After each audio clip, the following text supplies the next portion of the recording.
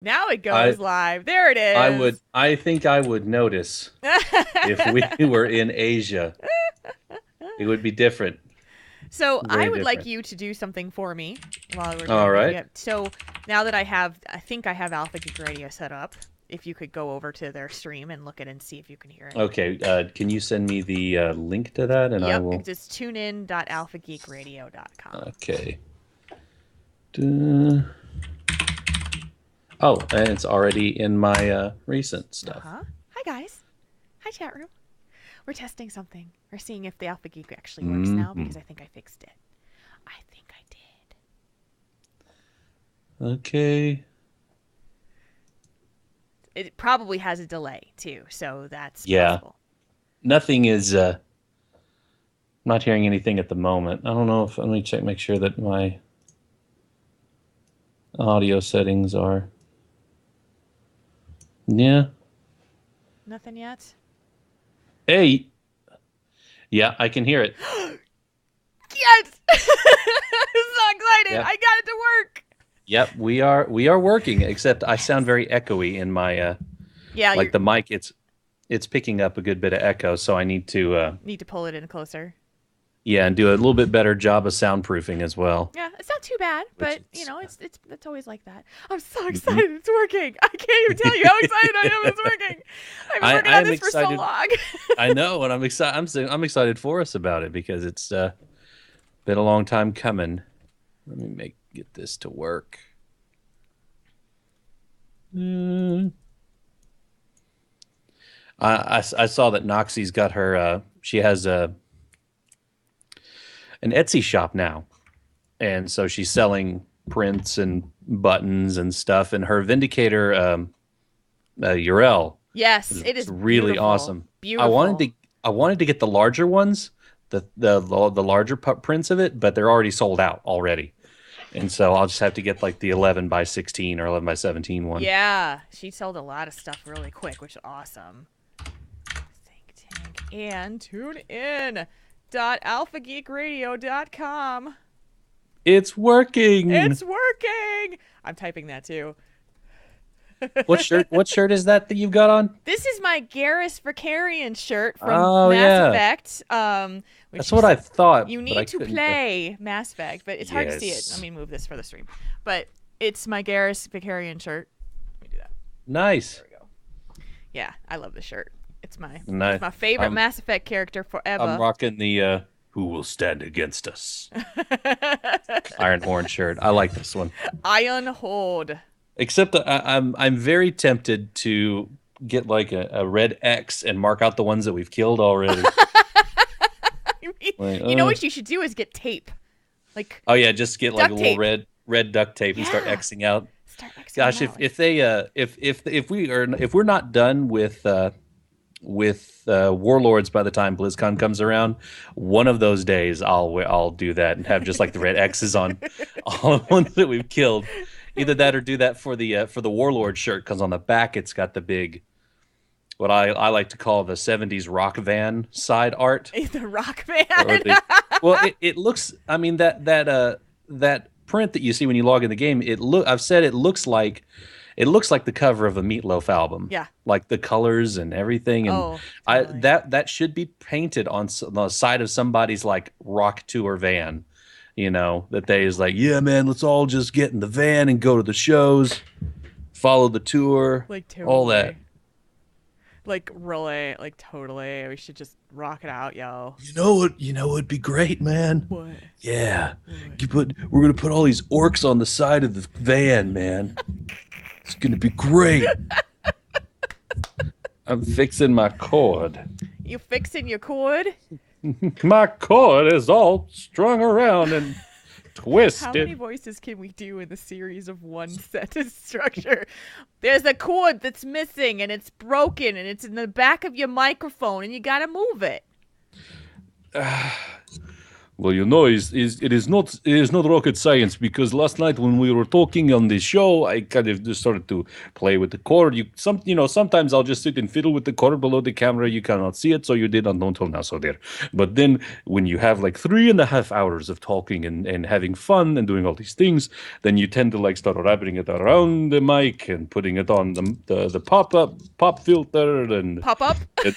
and then the next day it is all twisted and wound together, and it's hard to put back together. Did So you do something now I'm really doing this. weird to your cord during Cards Against Humanity last night or something? Not Did you not jack it really off? weird, but I would say it is very. It just kept my hands busy. So I just kept my hands busy all day, You just all wanted night. to Well, touch Russian in there. It was kind of cool. There's like a touch of it that just went in there. you like just that little bit. It was. I can't do it. I have a terrible Russian accent. But there was just that little like niet sound that you had in there that just drifted into it. It was great. It is Oh, something I must work on. I love it. I think it's great. It's awesome. Dad voice, Doe. Hello there, Ro, Hello, Ro. my friend. Yo, there's Ro. He's showing up, yo.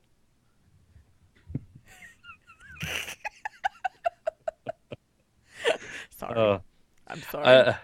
Ro, I was looking through. I was saying to Jules before the show, Fabelina, I'm on her March list to do a commissioned art piece, and I really love what she did with yours, with the with your Void Walker behind you, Yeah. just like that.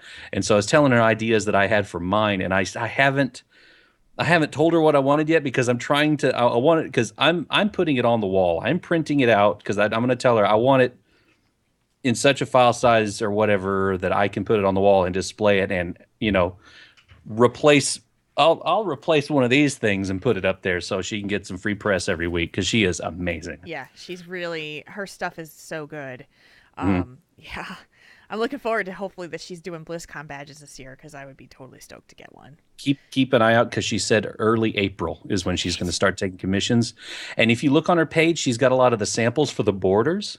And I want the Heroes of the Storm one because it's got that same blue and purple texture. And on the name badge at the bottom, it's got that like Tron grid that you get in the game. And it's just, Nice. man, it's going to be Man, good. I'm hoping we get a BlizzCon announcement soon. That would be amazing. Yes, it would be because then I can start navigating funds because I still would love to do. Has Nerdtacular sold out yet? No, not yet. It's close, Okay. but there's still tickets available. Their tickets are not expensive right now. No, I So just thought they weren't. if you're thinking about it, obviously you could probably offload the ticket to somebody if you don't use it, but Yeah. yeah. Okay. It's a thought. I don't. know, I I don't know want how you to much go the, so badly. I do too. I don't know. What was I going to say? I don't know how much the rooms are yet, and if anybody needs a roommate, or I will sleep on the floor if need be to go there if I can afford it. Yeah, I'm sure there's going to be folks that are looking for roommates, and the room rates I think are about 150 a night, depending on where you're staying. There's a Okay. couple of different locations in Snowbird. Some of them Yeah. are more expensive, and some of them are not. So you could you just have to walk longer in order to get to your room from some of the room ports. So, but yeah, there's some amazing. It's so awesome. You're just gonna have to get used to the Oh yeah. elevation change because man, that just whipped me for the first like 2 days. Yeah. I live. Arkansas is not known for its sprawling, elevated things, except for the Ozarks, and so I was raised in the Mississippi River Delta, so I am like really low to the You ground were like or ground lowlands, level, man. lowland man, lowland man. Lowland Grand, man. Grand Canyon was fun though, because I fell into the trap where I didn't realize like yeah, it's a giant hole in the ground, but the sides are still like 7,000 feet, 6,000 feet elevation, Yeah, and and then that was you get to Snowbird, beautiful. which is about 8,000 feet elevation, and then you Okay. can go up to the summit. You can take the tram up to the summit, which is 11,000 feet. Oh, I And would so, love to do that. oh, it's amazing. It's free with your ticket there, and it's amazing. Like you get up there, you can hike down halfway, hike down and it's steep. we went up there in like flip flops, so there was no way we were hiking down. Oh But, man. Yeah, I'm but I'm gonna take at least I'll have at least tennis shoes oh yeah, with yeah. me.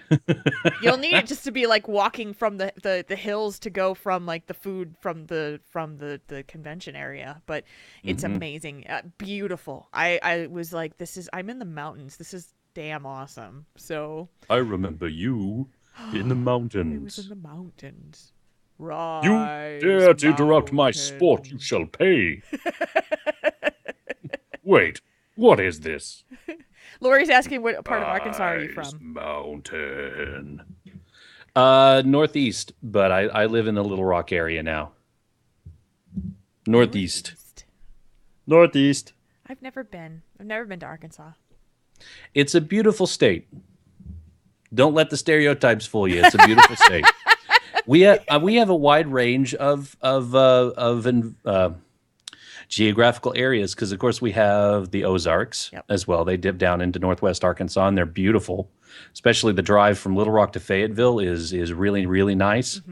When you start to turn north, the interstate goes through the mountains, goes through a tunnel. It's not very long, but you go through a mountain and you go around them, and we have a lot of rice fields. I think we're the number one producer of rice in the country. Nice. We export rice all around the world. That is cool. Yeah. We were actually seriously considering a trip to New Orleans this year, too, by the way. We were talking about that. Okay. Possibly. I don't know. We'll see. Kane has some work things that need to be sorted before we can start planning other things besides BlizzCon and Nertacular. Yeah, would that be like a weekend thing, Like or maybe an extended weekend, half a okay? week, that kind of thing. I might could pop down for a few of those days. Yeah, that would be amazing. So we're thinking about it because we want to go someplace where we haven't been. I said, here's the things I want. I want to go to someplace I haven't been where the food is amazing and there's cool things to see. Like in that order. Okay. Yeah. Now you're gonna have to get some beignets when you're Yes. down there from Café Du Monde. Oh, I've Get it heard. from the one in the French Quarter because it's right there and it's always open, day night, anytime you want some beignets and coffee. Nice. Oh, that's good. Ah, Oh, that's that good. sounds so Good music.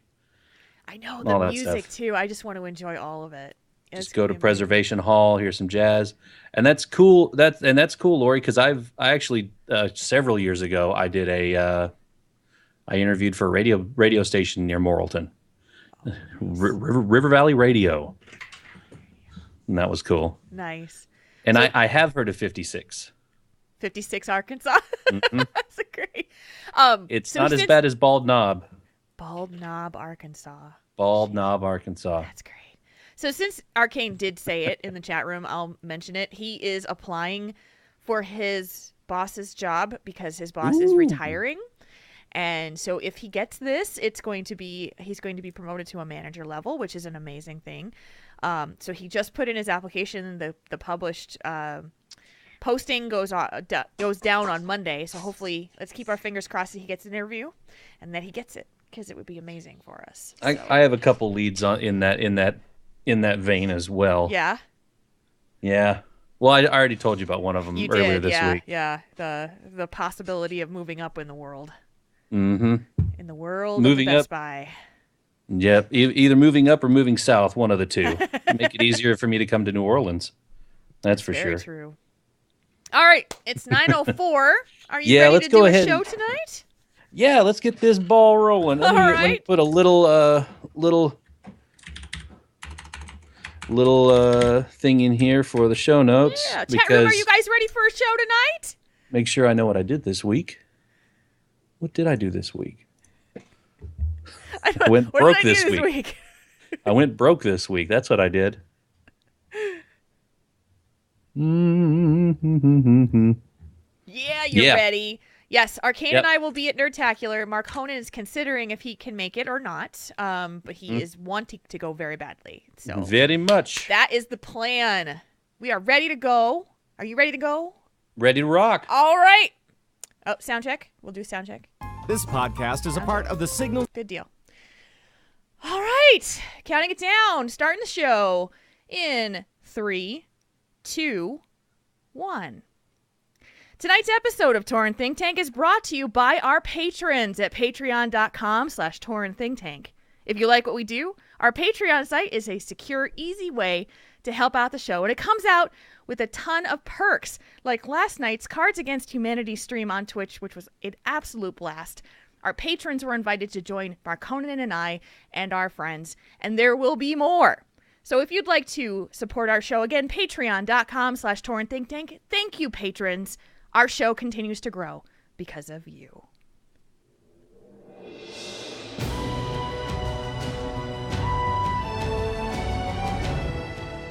You're listening to Tauren Think Tank, the World of Warcraft podcast for you, the World of Warcraft player.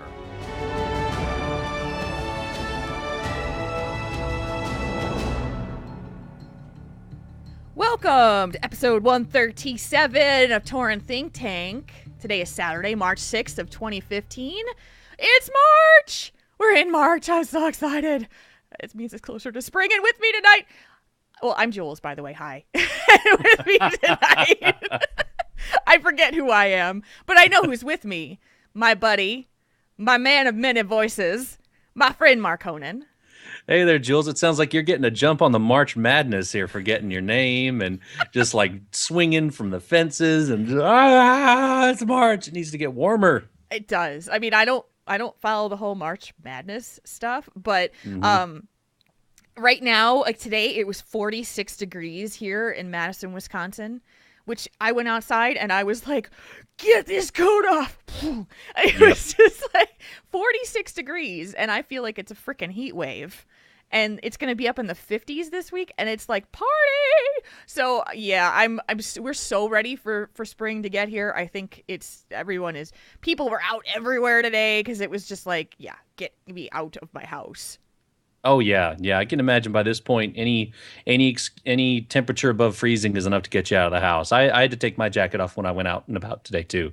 It was about 49, 50 degrees down here, so we were in similar temperatures, and it was welcome. It was a welcome relief to actually go outside and not have to bundle up so much. The chat room is saying March. Did I say March 6th when I started? Yeah, the show notes said March 6th. I just noticed that. It's actually March 7th because I probably wrote them on the 6th and didn't pay attention. So that's probably what it was. Well, this show is going to start off with a bang, so let's just do it. What have you been doing this week since I saw you last? Well, I had to resort to begging for gold on the streets of Storm Shield. Wait. Again. What? I kind of went broke this week. I went on a little bit of a shopping spree, and I blew almost all my gold. What? In one fell swoop. What? Wait, okay. You are the man who has all the gold. I was. Oh, no. Yes, I was. What happened? Tell me. I pulled the trigger on something that I've been wanting for years, ever since I first heard about it. I guess when it came out in Burning Crusade. Something that's always caught my eye whenever I look on eBay, whenever I randomly see it in game.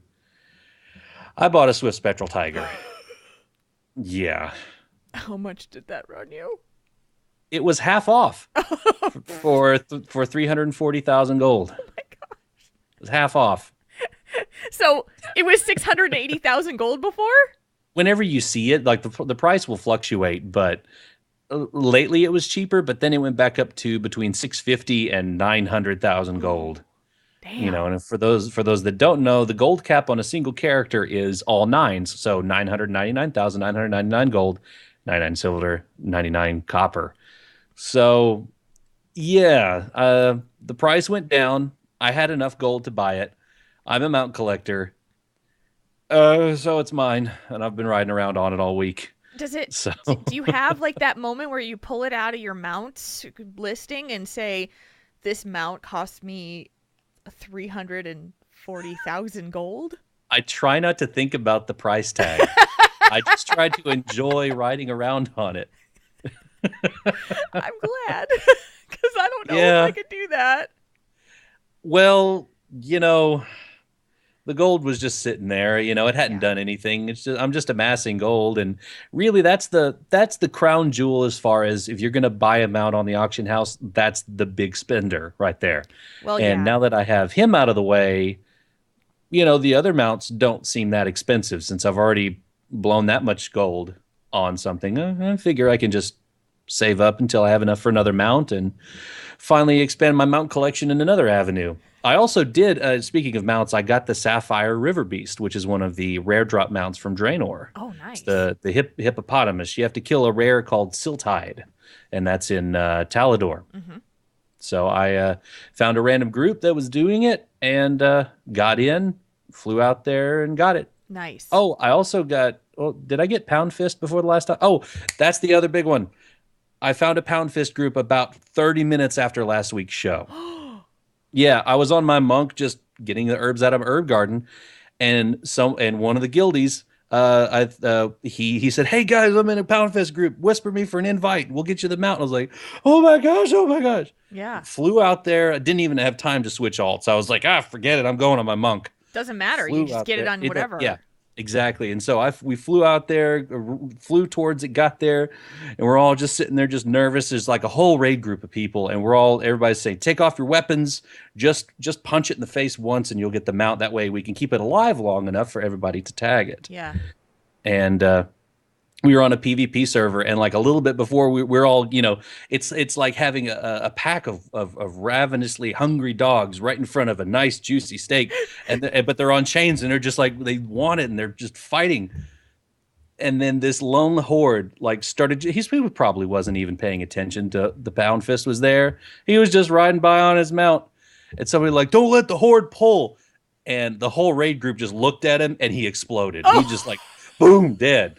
Gone in an instant. Wow. I didn't even see the health bar move. It was just there, and then it was gone. And so poor guy. And then it was right after that, like, just pull the thing. We got him, and I got Pound Fist, which is the Sunhide Gronling, and which is one of only two mounts with that kind of special pose. The other one is the Challenger's Yeti. Yeah. From getting Yeah. silver on challenge modes. That's crazy. So yeah, I gained 3 mounts this week. I am 5 away from the Fellfire Hawk. So Wow. we will see how my luck goes, what the count is next week. That is amazing. Yeah. So I had a good mount week. Good week for mounts this week. Yeah, you did. How did Cat on Fire do this week? Yeah, you weren't with us for Cat on Fire because you were working nights this week. Mhm. Yeah. So Cat on Fire, we decided we were going to, and Cat on Fire is our raid team that we run on the Convert to Raid Guild. We run one night a week on Monday nights, and it's been a blast. But we've been having some struggles with having maybe a lower gear score than we should for trying to do Blackrock Foundry. And so the week prior, we decided we were going to go back to Heimall, do it on Heroic, start getting gear. And that went really well. And this week, it did it even better. We cruised and hit 6 of 7 Heroic on Heimall. Nice. Decided to jump out and then go back to Blackrock Foundry for the first 2 bosses in the 3.5 hours that we run. And we were able to get a lot of gear. And everybody was happy. And we were having a blast. And that is what raiding is all about. You know? Having fun with cool people, getting loot, feeling like your character's getting stronger, and that you've accomplished something great. And so I feel like we're kind of going to be doing the moving target thing as we continue to do well in Heroic Heimall. It means that we'll get better in Blackrock Foundry. So we just kind of we're going to keep shifting what we're doing. And I think this week we're going to jump into Heroic Heimall, and we're going to try and clear Imperator. Sweet. And so hopefully we can do that. And if we on Heroic, because the problem is the bosses get harder as you go through. But as you go through, if you decide you want to flip it back to normal, then you've got to go back and redo about 3 bosses before you can get to that final boss. And so we're like, okay. So we're going to try that and see if we can do that. And then if not, we'll go to Blackrock Foundry and try to make it a little bit further. But the point is to have fun. And exactly, that's what we've been doing. So the other thing I've been doing, because things have gotten a little repetitive for me, the garrison chores, as they seem to feel like, are becoming more and more chore-like. I still haven't gotten that darn selfie camera. on either of my tunes, Oh, the mission has. we're gonna have to put in a ticket for this. I know, 'cause right? The this is garrison mission will ridiculous. not pop for me on either of my 2 tunes that are at level 100. So I'm sitting there just going, oh, come on. I just want to, because it looks really fun, and I want to run around with a selfie camera. It is fun, and I feel awful that I have it and you don't. I would give you one of my extras if I could. I know, and Kane got it. He hasn't gotten the second one. He hasn't gotten the lens upgrade, but or the lens filter or whatever it is. But he had taken this amazing picture of him and an Alex Straza, which was hilarious. He was standing in front of Alex Straza, and he was on his human mage, and he's gonna kick me for that one. Oh man, I can't wait till he catches up to the stream. I know. For this one. He's gonna kick me for that one. And Torches and pitchforks incoming. What did you say, priest? But the faces that the human male makes are the best. I mean, he's all doing the duck face and that kind of thing, and the face. I'm gonna have to see this. The face he caught was kind of like the raised eyebrow, like "Hey." And there's Alex Straza in the background, turned away, looking all snooty. And I saw this, and I laughed so hard. I said, "He is totally saying." I just she looked it me, up, doesn't she? I just looked it up. Oh, that's amazing. Isn't that fantastic? That is the most fantastic thing I've seen in a long time. And it's totally Joey from Friends. It's like that look is like hey. Oh, yeah, I love that look on the human males. It was great. The cheeky grin. Oh, I love it. I was sitting here going, oh my gosh, I really want one of these selfie cameras. Like, this looks like fun. So yeah, it was. But anyway, so I haven't gotten that yet. But I have started to. I've been kind of picking Marconin's brain a little bit on his tips on how to make gold, and I've been slowly just doing things to try to earn some gold. And there's just little things like running dungeons, running old raids. Sorry, I've got hiccups. That trying to earn more of the more gold that way, which is a lot of fun for me, because I feel like I'm actually doing something. I feel like I'm producing something. I'm getting my gold stores up. But so maybe one day I can make a purchase like yours, that extraordinarily large purchase that you made. It is entirely possible. But that's the thing. See, like when I go, oh my god, 340,000 gold. That took me. It's now March. I've been making that took me over 2 whole months to make up. Like I didn't make it overnight, and I make it very small cells at a time. Yeah. So it's, that's why I don't have, like, I keep all my gold on an alt, because if I see that big number, then it's very intimidating, and it kind of puts you out of concentrating enough for it. So I just keep it simple. My account doesn't have much gold on, or my character doesn't have much gold on him. Yeah. So that I'm not staring at it. It's a mental game completely, especially because when you don't have a whole lot of money in real life, where you're like, I could just drop that kind of money on anything. It's a big purchase. And so I speak out of that mentality. And so, but if you've worked up and earned it, and you want, like, what else are you going to spend that gold on? Yeah. Unless you start buying game tokens, which is the whole thing. Yeah. Could start doing that. Could. So I thought I'd rather just buy the time and sell it for gold. Well, because you got to think, the Swift Spectral Tiger on eBay is anywhere between like $600 and $900. Yeah. And you get 2 of them. You get the blue and the purple one, which really there's not a whole lot of aesthetic difference. I could either drop $600 to $900, or I can spend 2 months earning enough digital currency to just buy it. Right. It's a lot better deal, because I don't have $600 to throw around. Right. I don't know many people that do. It's a difference in mentality, if you want. It is. But how much time you spend earning that 340,000 gold into $600 or $900 of actual U.S. currency, you translate your time, but it's entertainment. Everyone has a different perception. You could spend $600 or $900 on a trip to Vegas gambling at the casino and call that entertainment for a week or a day, depending on who you are. So I hope that would last me a week. I know, right? I would hope so too. So that's what's been going on with us for the week. Couple of administrative things before we get into our discussion topic. We're very excited that the pen pals have been matched up and their letters went out on Tuesday. And it's been awesome. You guys have been sending us tweets of pictures of you guys. You've been taking selfies with each other in game. That's one of the coolest things. I think that with the pen pal program coming out right about the same time as the selfie camera, I think that was just perfect.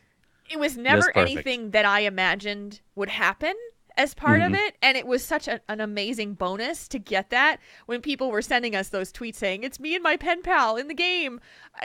Just awesome. So cool. And people have been sending us thank yous, and I'm having a blast with my pen pal, and that's exactly what it's all about. So thank you guys so much. We hope that we continue to hear good things about your matches. People have also asked us, are you going to do this again? And the answer is absolutely. As long as there is interest for people to be matched with a pen pal, we will continue to do this. So probably, I would say, another 2 months or so before we do another round of it. A month or two. Just let people kind of get settled in and let the interest build up for another round. So there you go. Yeah. And we also talked about this last week. We have the Triple T Pay It Forward contest that's going on right now. We already have people who have entered into the contest with some great entries of kindness towards others. This is thank God this is a random pick, because it's going to be too hard to judge on that. But if you haven't heard about the Triple T Pay It Forward contest, we have a prize to give away that originated from something that paid it forward to our Patreon supporters. We offer some free gifts to our Patreon supporters that are donated to the show.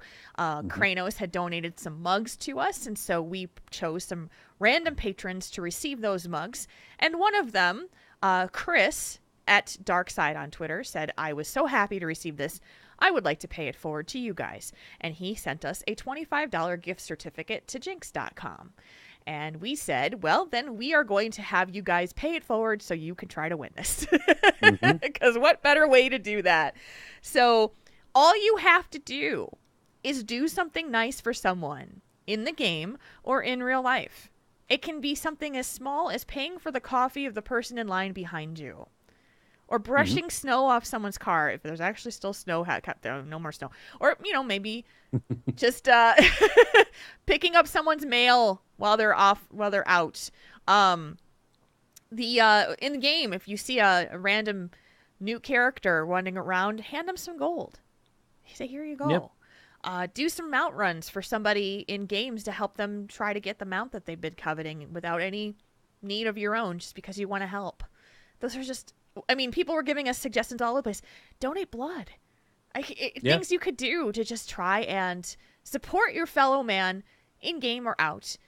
Let us know about it, and you'll be entered into the contest. And you can be entered in multiple times if you do multiple cool things. So send it to us. You have until March 15th to do so. And we are excited to see what you guys are up to. I love this kind of thing. I love seeing how people are treating others kindly and passing along the kindness, because that's what it's all about. So exactly. Yeah. That is what it's about. And if you do tweet about it, we'd love it if you'd use the hashtag TTT Pay It Forward, because that one, it's great for us to track it that way too, to see what you're saying. There you go. Marconin, anything else before we hit the discussion topic? Not that I can think of. I'm ready to hit the ground running on these topics. Let's do it then. Let's kick around some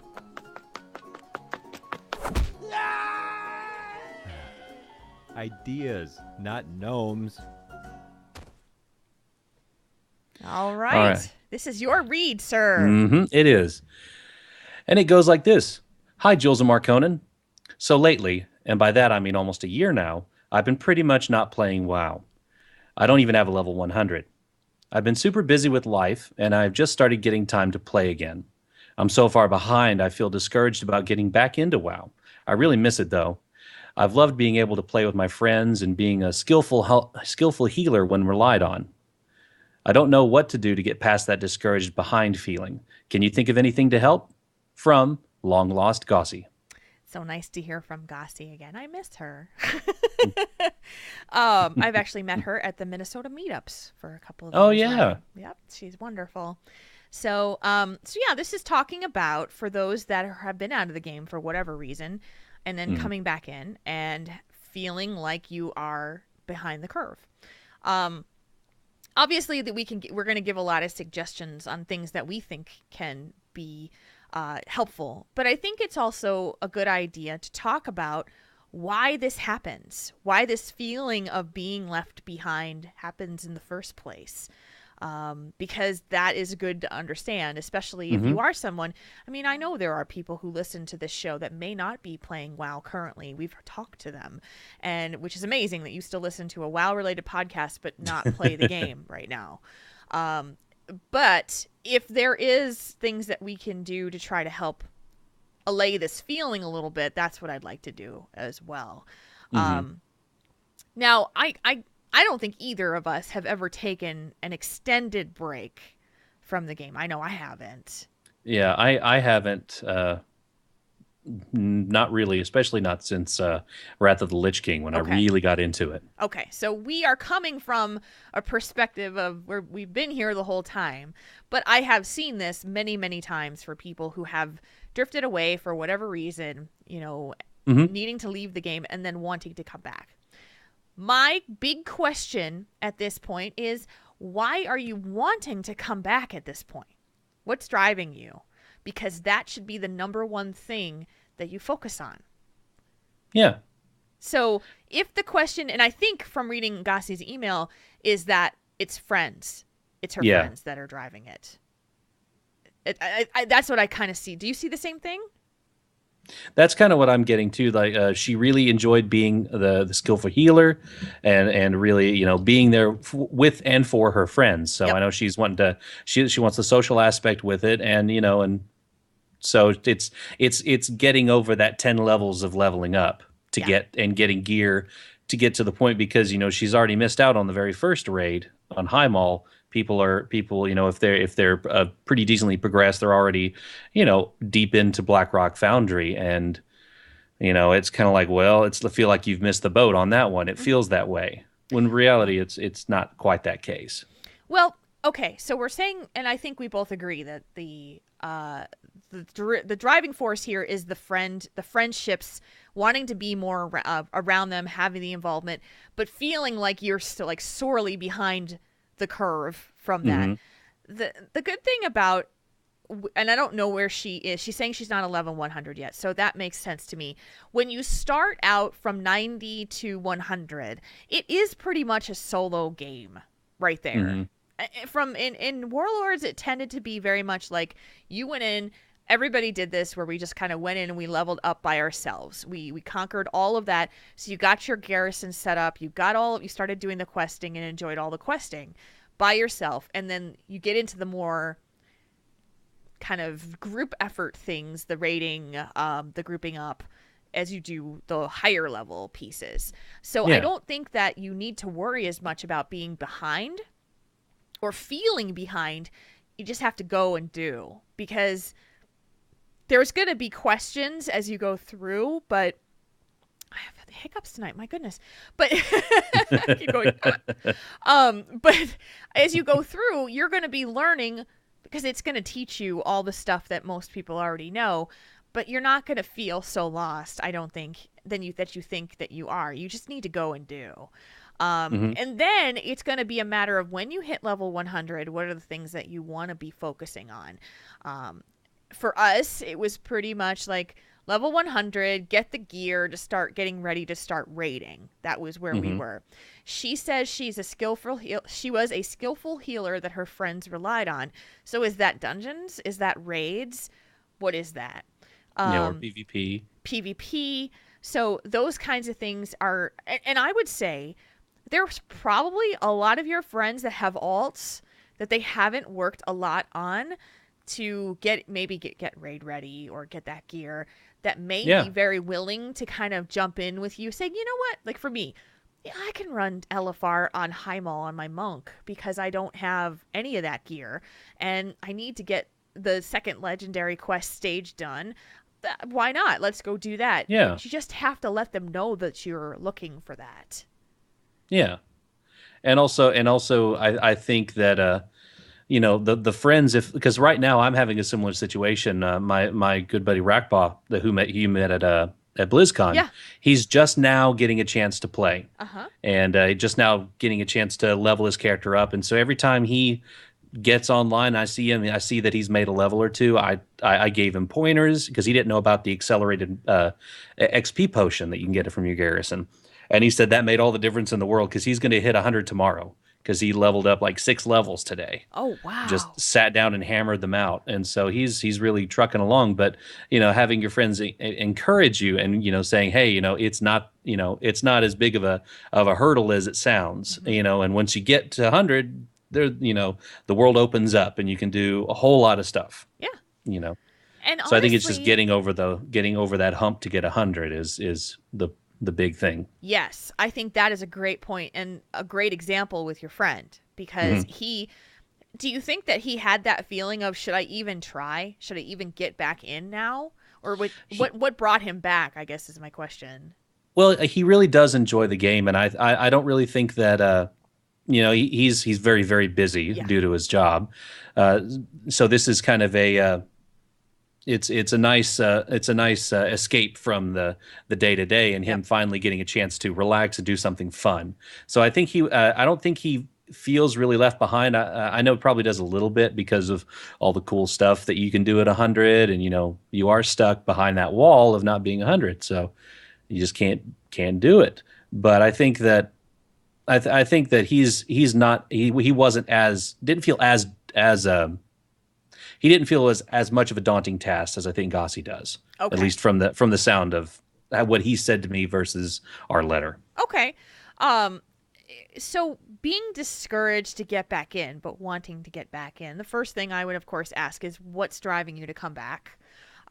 My interpretation of her email is that it's related to being with your friends again. But why does this happen? Why does this kind of situation happen when someone leaves? And the basis behind it is that when you've separated from a group of people or people that you've spent time with, everybody's moved on in directions, just not at the same direction as you used to be. So sure, that's a good point. So if Marconin and I were in the same guild, and for whatever reason, let's say his job just said, I can't allow you, I'm not going to be able to give you time to be able to play WoW because you've just got too many things going on. You've got too many responsibilities. And so he would have to stop playing. And so I would be continuing on. Cat on Fire would continue on with the people. And Marconin would miss out on some of the experiences that the team, the people, the group, the guild had done together. And then you'd be coming, if you decided, say, a year later, as Gossi did, to come back, they've all built this history that didn't involve you for that period of time. And you are now like, well, yeah, we're still buddies, right? And we're like, yeah, we're still buddies. But there are jokes being made that you don't know the reference to. Yeah. And stories that we were talking about that you don't know. And you're like, oh, I am so on the sidelines. I am so missed out. And that is one of the biggest fears. That fear of missing out. Thank you. You just said it. That's awesome. Yep. The fear of missing out. And that's a very big fear, like you said. And it's a fear, and it is a reality for people when you miss out. It's a situation where you feel left out. When you've been left out because of whatever reasons, by choice or by not, it is a very, very isolating feeling. And it can just push you to say, F this, I'm going to go do something else because I don't belong here anymore. I feel like I don't belong here anymore. And that is hard. Think about it. I use this example a lot, but I think it makes perfect sense. You've been in jobs, you've been at your job for 5 years, so you've worked other places before this, and you made friends with people, and you've probably left jobs to go do something else. Sure. I've done the same thing. Yeah. And so Kane, Kane and I used to work at the same place that he does now. I worked there for 9 years. He's been there for 17 years. And I left to go work someplace else by choice.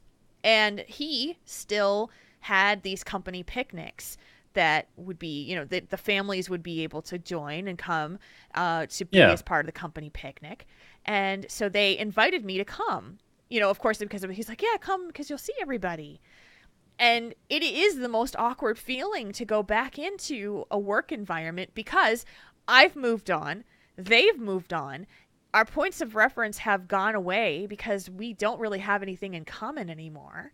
And so it's this weird, awkward small talk, and I don't feel like I fit in, and I'm like, I just don't want to go. Like, I don't want to be there. And then weird. it kind of, that's it, very true, but it kind of falls, responsibility there falls to kind of both the person and the group to kind of bring them up to speed if they feel that way. Of course, if someone came in and didn't catch all the jokes whenever we're talking about Kargath losing his hand, and we had all these hand puns and, did you get your digits, or he's really handy. If someone didn't know what we were talking about, I would feel compelled to bring them up to speed and we're like, this is what happened, this is why it's funny, and kind of try to, even though they weren't there at the time, bring them into the group and bring them up to speed so that they, at least feel a little bit more connected so that they get it. That is the mark of a good friend or someone who is kind and considerate, who is willing to recognize that someone who is feeling a little bit excluded or doesn't understand the joke, that they actually have an explanation of what the joke is. I'm very conscious of that in a lot of environments because I've known what it's felt like to be left out of a conversation and not know what the joke is.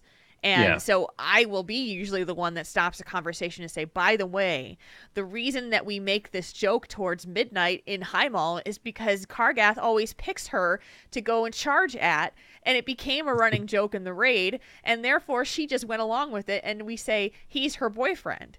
And then it makes perfect sense, and now the person who's there who hasn't been with us before can actually laugh along with the joke.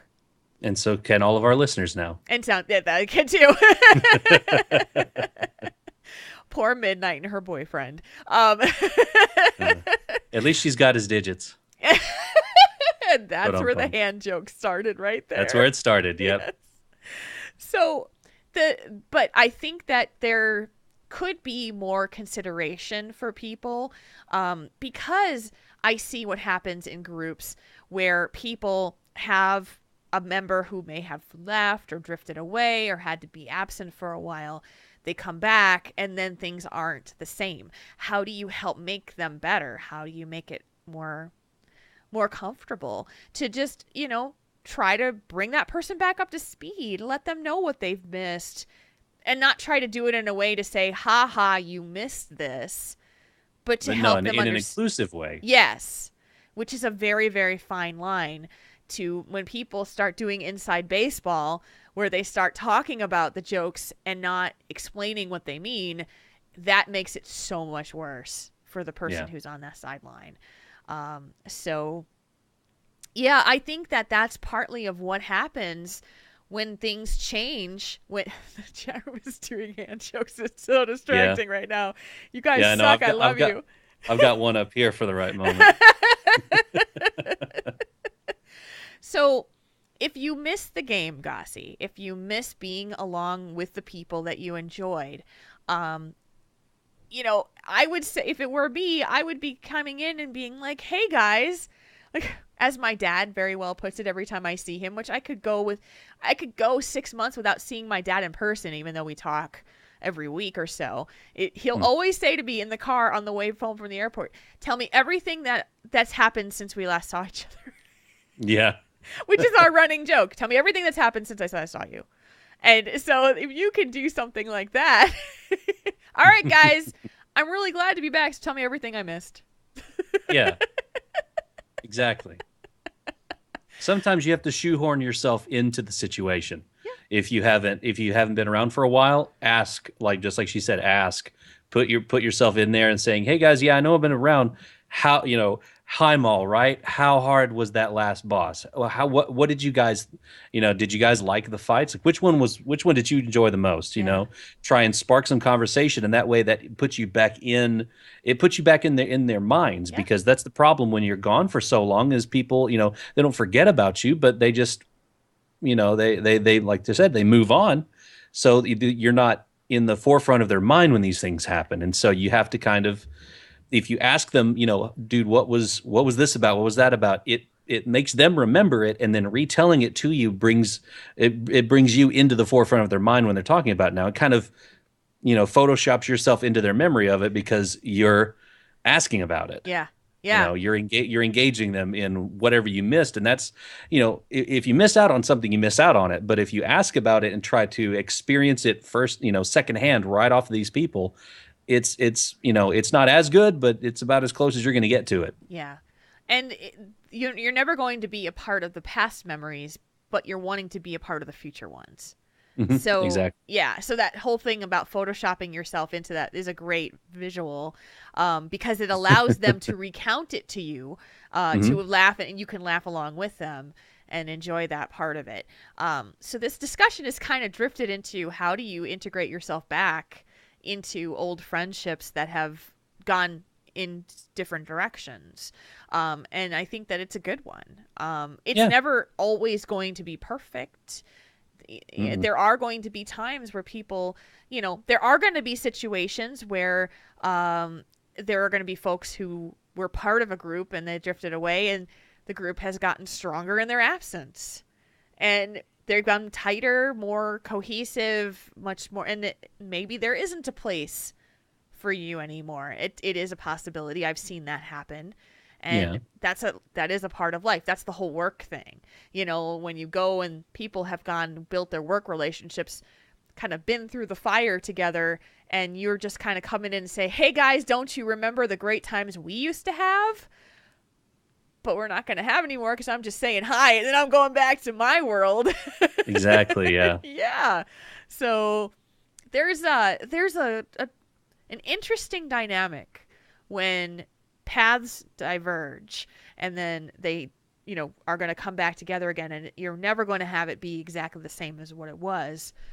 And I think that's an expectation that a lot of people have. Do you expect you're just going to fall right back into the same patterns that you were before? Yeah, that's probably a high expectation that may not. That's a very high expectation. Yeah. So in terms of being discouraged, number one, my advice is focus on what got you back into the game in the first place. What do you miss about it? What are those things that are most important to you to be back after a year? Is it the gameplay? Is it raiding? Is it friends? Is it your guild? Is it the fact that you can collect mounts? Is it the garrisons that you feel like you want to know more about? All that stuff. Just think about, even make a mental list about those things and go from there. Yeah. Because they did, they've put so much into this expansion that it's fun. Yeah. Even the first time through leveling, it was a completely different experience from almost every other expansion as far as leveling up. So you're gonna have a really unique experience if you haven't hit 100 yet. I don't know if you've tried leveling or anything like that, but really dig into the story. Yep. Enjoy all the great voice acting, all the great new models and textures, and the way that each zone just feels. They've got a whole different feel from each other, whole different mood, and it's a really good game. Yeah. Really good game. So if focus on the good game and having fun in it. Yeah. And when you hit 100, just say, hey guys, I'm 100 now. What do I need to do to come join you again? Yes. Especially with flex rating, if they're doing rating, they could always use another healer. And come on, you can always use another healer. Absolutely. Most teams are probably like, we love you, come heal for us. Even if you're under geared, please just come heal and we'll carry you. They might throw gear at you. They're just like, here's some shoulders, here's a trinket, here's some stuff. Come on. Yeah. We need another healer. See, and that is actually kind of a nice thing about right now is that, number one, these raids, though, the High Mall, if people have been through High Mall, they've used probably most of the gear at the earlier bosses. So anything that drops for cloth is, and for your spec is going to be like, boom, here. Main spec, off spec, take it all. And Yep. the other thing is that we've had a lot of time since November with our professions to start building up the gear that we can make for people. Mm-hmm. Lots of extra mats, a lot of extra things hanging about. The people are going to be like, oh yeah, I can make you this weapon, and I can make you this helm, and I can make you these shoulders, and so Yeah. friends will do that. So I think that would be a good thing to do. Yeah, you're not coming in on the ground floor, but you're coming in right when everybody's already past it and they're ready to, they're able to help. Yeah. They're not concentrating on solely progression at this point. As far as where high mall and the frame of mind has changed since November and December. Yes. So it's like, oh, you're 92. Do you have the crafted shoulders yet? No? Pff, here you go. I've got enough whatever mats there are. So there you go. There you go. Fine. Yeah. And you can hold on to that to your 100 and upgrade it. And, they've really built in like some good catch-up mechanics already. Usually it's the end of the expansion when the catch-up mechanics are there. But it's been built in from the ground up here. Yeah. So there's you're in pretty good shape. There is a lot of things. Yeah, you're in a great shape, great place to be able to get the gear, get the people, if there's a motivation. If you're somebody who is coming back to the game that doesn't have the people safety net, which is a lot of the things that people write to us about, is that I've been away from the game so long that all my friends are gone, Yeah. Then it's a whole different ball game. It's now a search for finding your people, finding that group of people that you can hang out with. So I know that that's an additional challenge. But for Gossi, she seems to have that already set. So I'm glad to hear that. I'm glad that that's a possibility for you. And just, don't be afraid to talk to your friends and ask them questions. See if they have alts that they want to do some things with when you hit 100. There's so much you could do. So in this expansion, I think that hopefully we've given you some good tips on this. And if you guys have additional things we didn't talk about for this discussion topic that you would like to share with Gossi, please do so at questions@taurenThinkTank.com. That's our email address. We love hearing your feedback. You can tweet us too, @TaurenThinkTank on Twitter. You guys find ways to find us everywhere. Facebook, Twitter, in-game. It's awesome. So, and again, if you want to send us your own discussion topic, you can do the same thing to our email address as well. All right, so we're going to take a quick moment here. Yeah, before you do, Jules, do you know Kargath didn't go with a good insurance company. Uh-oh. You know which one I know he didn't go with? Who? Allstate, because he was not in good hands. Speaking of being in good hands Really? and some insurance, the people at Doghouse Systems, well, they're the right set of hands to build your custom laptop or desktop, especially if you're a gamer like us. That was glorious. It was a bit around the glorious. path, but I made it back. I mean, the path was there, and I knew the music would needed to come in, and then so it did. I made it work. You did it splendidly. Thank you. Did it splendidly. They're giving you a whole bunch of oh lordies in the chat room, by the way. I've been holding on to that for a few minutes. I know you have. I could see it in your eyes. But you went from 0 bongos to all the bongos. But There you go. We're going to give all 1,000 bongos to our friends at Doghouse Systems. Yes, yes. We love these guys so much. This show tonight is being produced on a Doghouse System. Our video stream on Twitch is being streamed right out on a Doghouse System. I game on a Doghouse System because I love them. And I was a customer of Doghouse before even Tauren Think Tank was a fledgling idea. I just think that they've really done a great job taking care of the gamer in a way that is a personal connection. You're not just going to call up to a call center and talk to a random person. Once you make the phone call to Doghouse, they connect with you on a personal level. They talk to you about your system. They call you and tell you that your system is on its way. These are good things. They want to make sure that you are happy as a customer, because it is an expensive investment to make a purchase for a computer. They want to make sure you're making the right one. For us as gamers, it's important to have something that's going to run at the best frame rates, the best speeds, and the best video cards you can get. So what the heck? I mean, go for something that's going to make WoW run like butter. Mm. And Doghouse does offer double the memory to all Triple T customers, all Triple T listeners. You can go to doghousesystems.com. Enter the code TTT at checkout. You get double the memory on your brand new gaming system like that. That's it. So, any hand jokes before we go out of this one? Well, you are in good hands with Doghouse. Not Cargath, Not Carga. but with Doghouse. Thank you for supporting our sponsor, and thank you, Doghouse, for supporting our show. All right, sir. Are you ready? Or you don't have another hand joke for the think tank, right? No, I just figured we were done with done with this, so we can just hand it off to the think tank question for today. Okay, bye. Tauren between options? Let Triple T help you sort it out.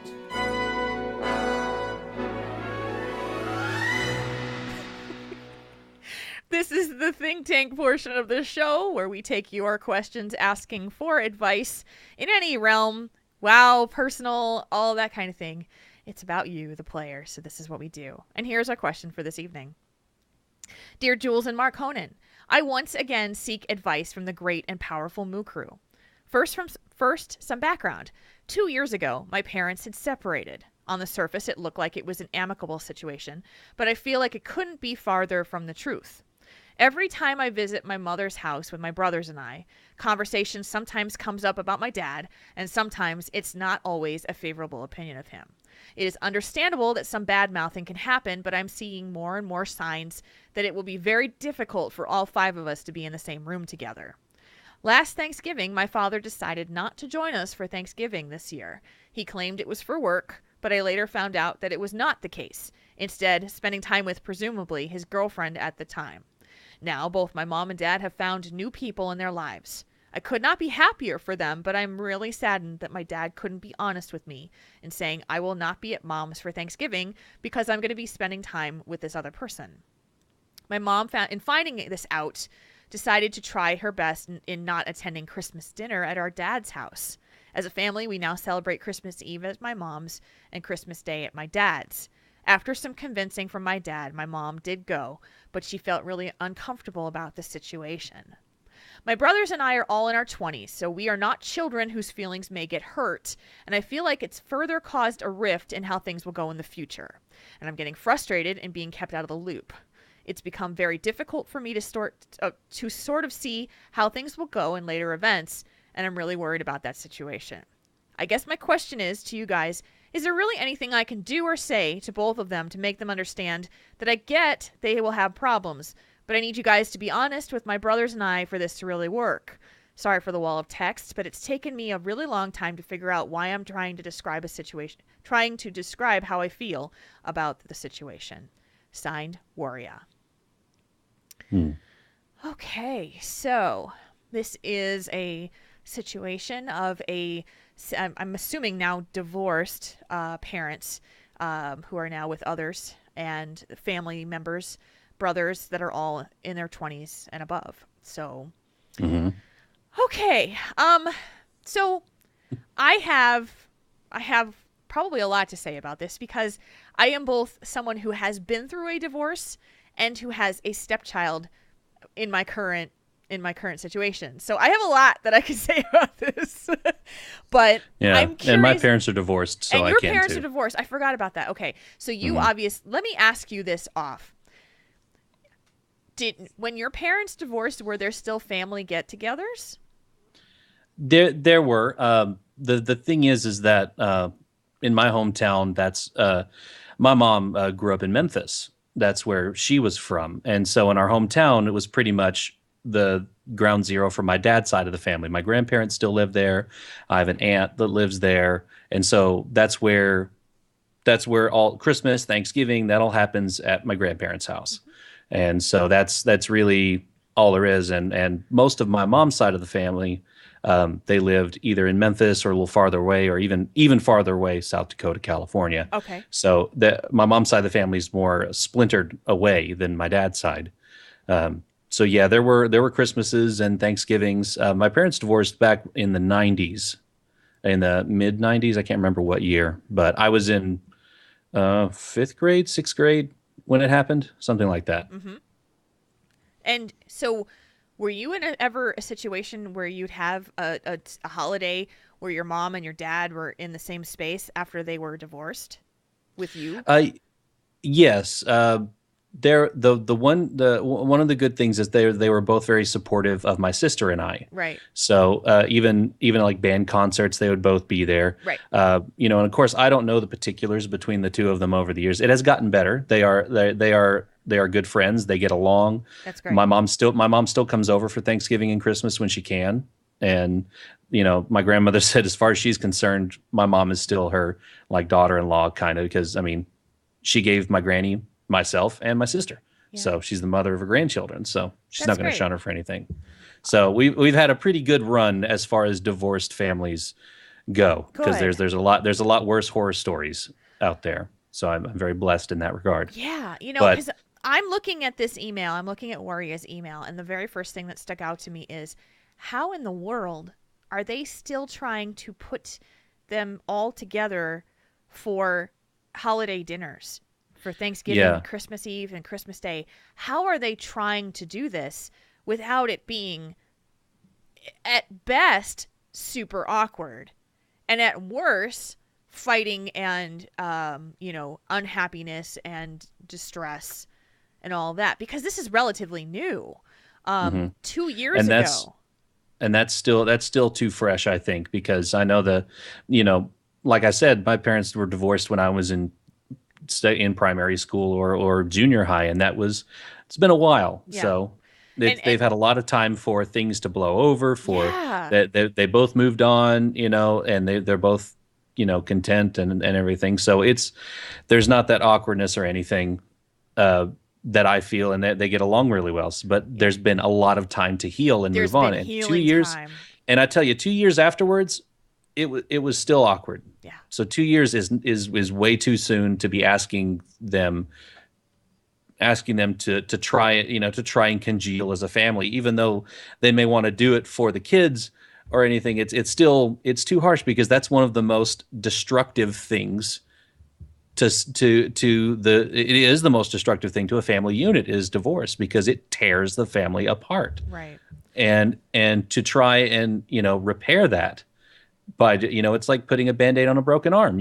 It's not going to do anything. Yes. And you're going to get resentment, you're going to get awkwardness, you're going to get hateful feelings towards each other. Sometimes the distance is the best thing. And if you have to do separate Thanksgivings or separate Christmases, you may have to. I mean, Yes.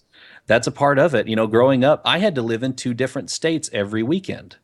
I was in Memphis on my mom's weekend, and I was in Arkansas, almost Missouri, on my dad's weekends. Wow. For years. Wow. I was traveling back and forth every weekend. Wow. And it's, it's very jarring to when this has never happened to you, because it's the only set of parents you got.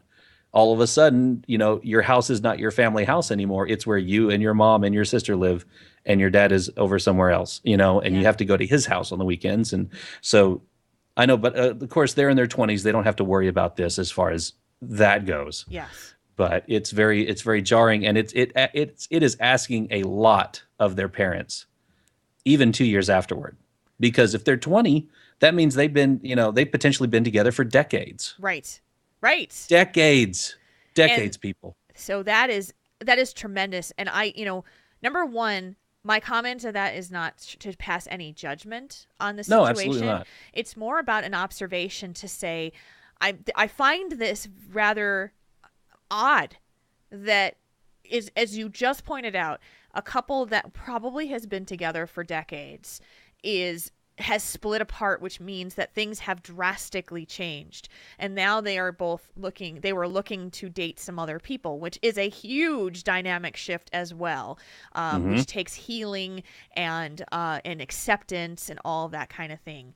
And so I don't want to pass any judgment. I just found that to be something like, I don't know if I would ever, as someone who has been through a divorce, there are so many emotions that happen when you decide to uproot a relationship that has roots like that it is raw, it is uncomfortable, it is pain, and it is some of the worst pain you will ever feel. So the other thing that you're talking about here, where it's like you have this separation that happens after this period of time, it is going to be super raw. It is going to be very difficult, and it's difficult for everyone. And my fear for Warrior's family is that what they're trying to do is to not fully accept the situation. And it doesn't sound like it's coming from Warrior and his brothers. It sounds like it's coming from the parents, who are saying, well, we're going to try to ease this transition for you boys by not changing all of our traditions. But what they're not realizing is that their actions are causing more difficulty because they're not allowing the whole acceptance part to happen. They're not being honest with the situation. They're not saying, because his dad is not admitting that he didn't want to be there because he wanted to be with his new girlfriend, which he probably views as very selfish and hurtful to his sons. And Warrior is saying, I'm happy for you. I want you to be happy. I want you to have a good life. Yeah. He just wanted the honesty. Right.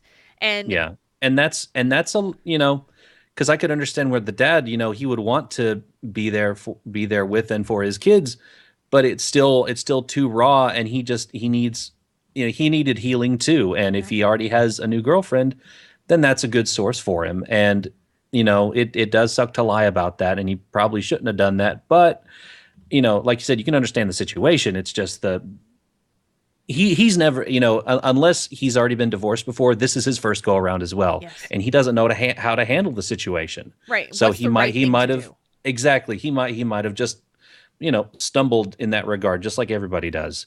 Yeah. And so I think, there's,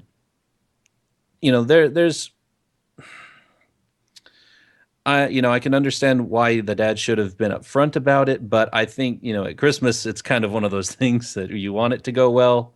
So sometimes you don't tell the whole story to make it go well. Yeah. And it's a hard situation all the way around. Warrior said something earlier in the chat room that I wanted to make note of. He said that we never really knew that this was going to happen. It just happened. We never, it wasn't like some of the other people in the chat room that are describing it as, I was so glad that my parents decided to finally divorce because then the screaming stopped. It wasn't like that for him. It wasn't like that for me either. Right. And so here's that problem in a nutshell. If you didn't know that they were having those severe level of problems to the point that their marriage was disintegrating, then they were not showing that to you at all. Therefore, they are very, very, very skilled at not admitting the truth to you. They are very good at hiding it. Either that, or they made their conflict between the two of them, and they didn't use the children. Their issue was between the two of them, and they wanted to keep the situation to the children looking as good as it could, because it was a slap in the face to me when I found out, because I didn't think anything was wrong, and that's because they were doing their job as parents, kind of protecting them and trying to make them not feel bad. It's, I almost feel glad that they, that it was just a sharp, it was a sharp incision instead of just a brutal beating that finally the pain stopped. Yeah. It was just, just cut the cord, because it's a really tough subject to talk about. It's hard. It is really, I remember when I was a kid and my parents would fight. And, they would be behind closed doors, but I could hear them. And, and it'd be terrifying as a child, because you wonder if your children are going to leave, or that your parents are going to leave when you're a child. Are they going to make it? Are they going to make it through this? And so I'm actually stunned, because I know that if my parents ever separated or divorced, because they never have, they've been married for over 40 years. But I know that they went through their problems, and I know that they went through their knockdown, drag-out fights.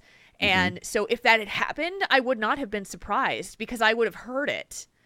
I'm actually stunned that there are situations where you would never have known that it was actually going on behind those doors, because it was going on. You just didn't see it's just that they were doing what I feel is the responsible thing in keeping it between the two of them until the point at which there was no turning back.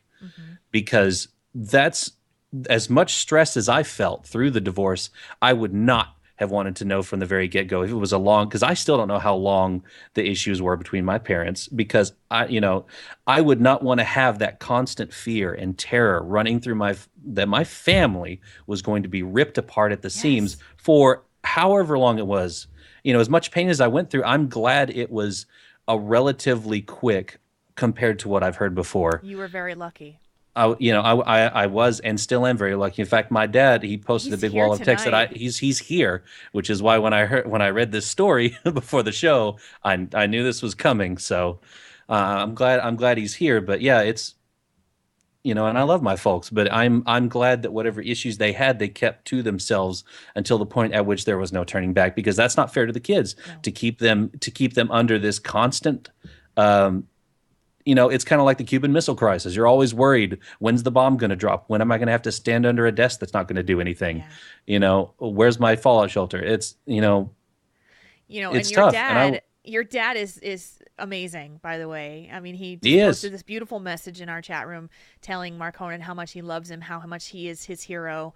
It makes me choke up, because it's just amazing and so sweet that you may not have had an easy childhood, but you had parents that loved you and wanted the best for you and wanted you to grow up to be the man that you are today.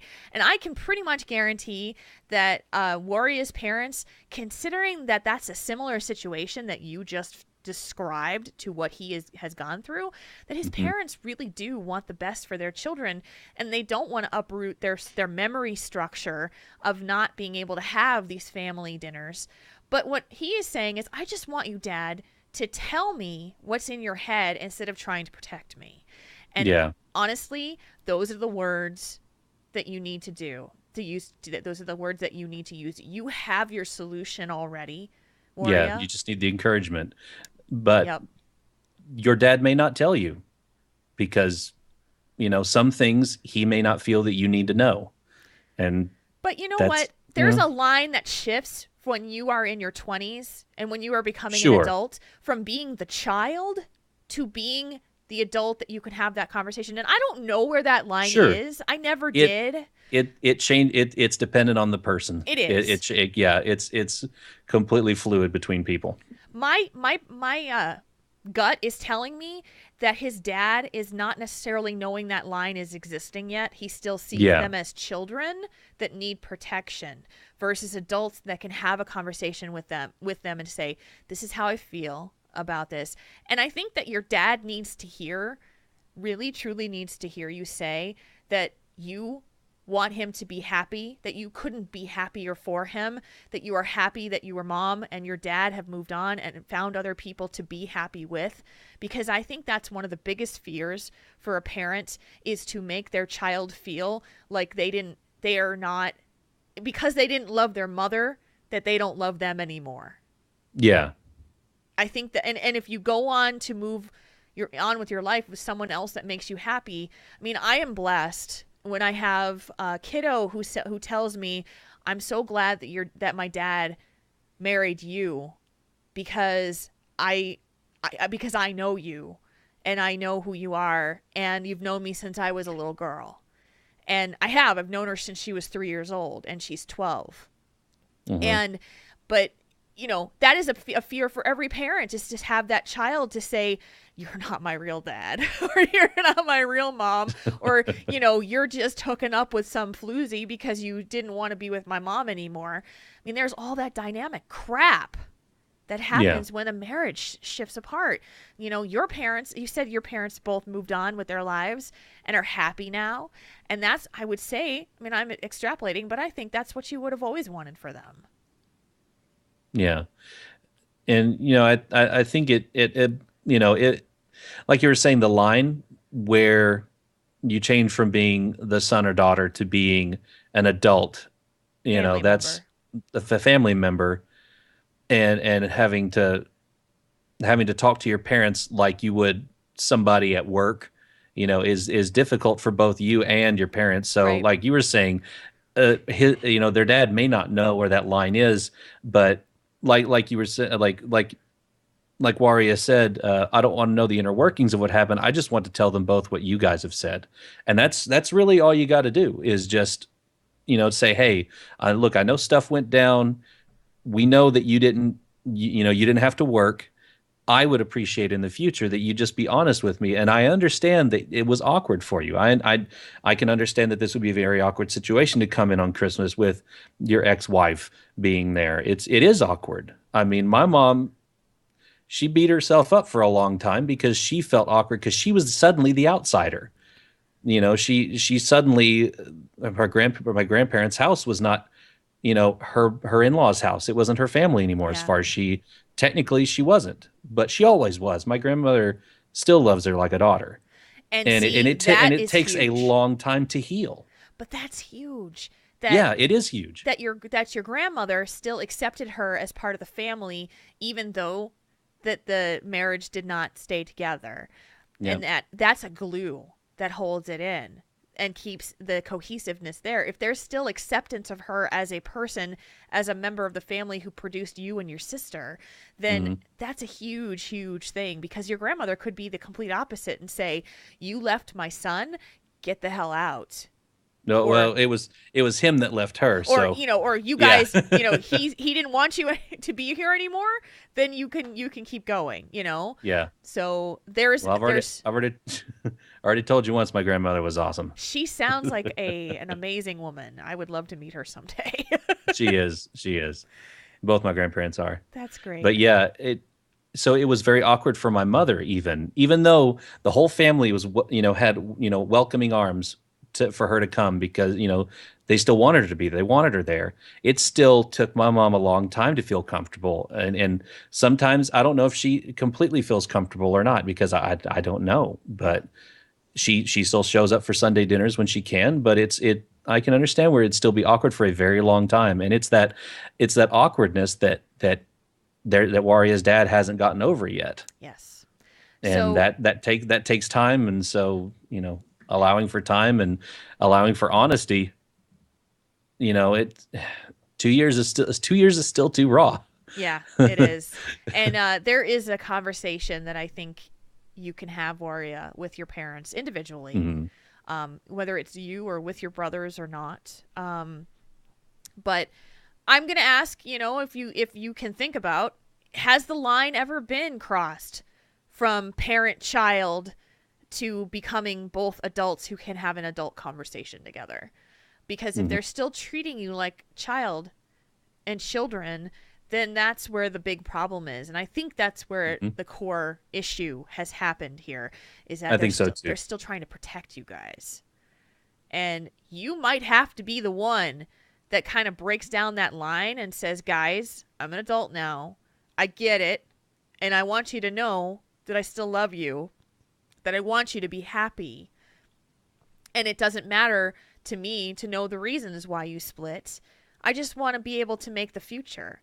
So and he just said in the chat room, I think my mom and I have crossed this line, but I don't think my dad has happened yet. So there's your goal right there, is to work on having your dad start to accept you as an adult man and not his son. That just, the child that he has to protect, that you are now his adult son, who he can have an adult conversation with, and that you may have to do that for him because he may not do it on his own. But I wish you guys luck. Absolutely. I feel that you will have to instigate it. Yep.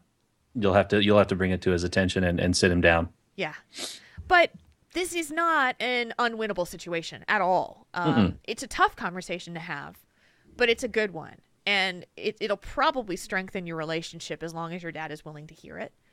But the one thing I would also recommend is that you talk specifically about this whole situation of trying to do the family dinner thing and address it. It didn't go well, so it's probably a good idea to discuss the whys of why it didn't go well and what you can do in the future so that everybody feels more comfortable and is okay with the situation.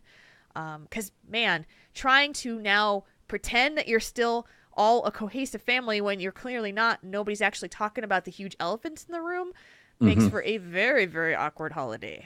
Yeah, there's a reason why you celebrate Christmas Eve at your mom's and Christmas Day at your dad's, because they don't live with each other. They're not married. They didn't want to be around each other's company. So don't force that. Yeah. So if your mom doesn't want to go to your dad's, leave that option open. If your dad doesn't want to go to your mom's, leave that option open. And tell them it's okay. And tell them that. Because yes. I think that a lot of people also look at that and say, well, I have to do this because it's what I've always done.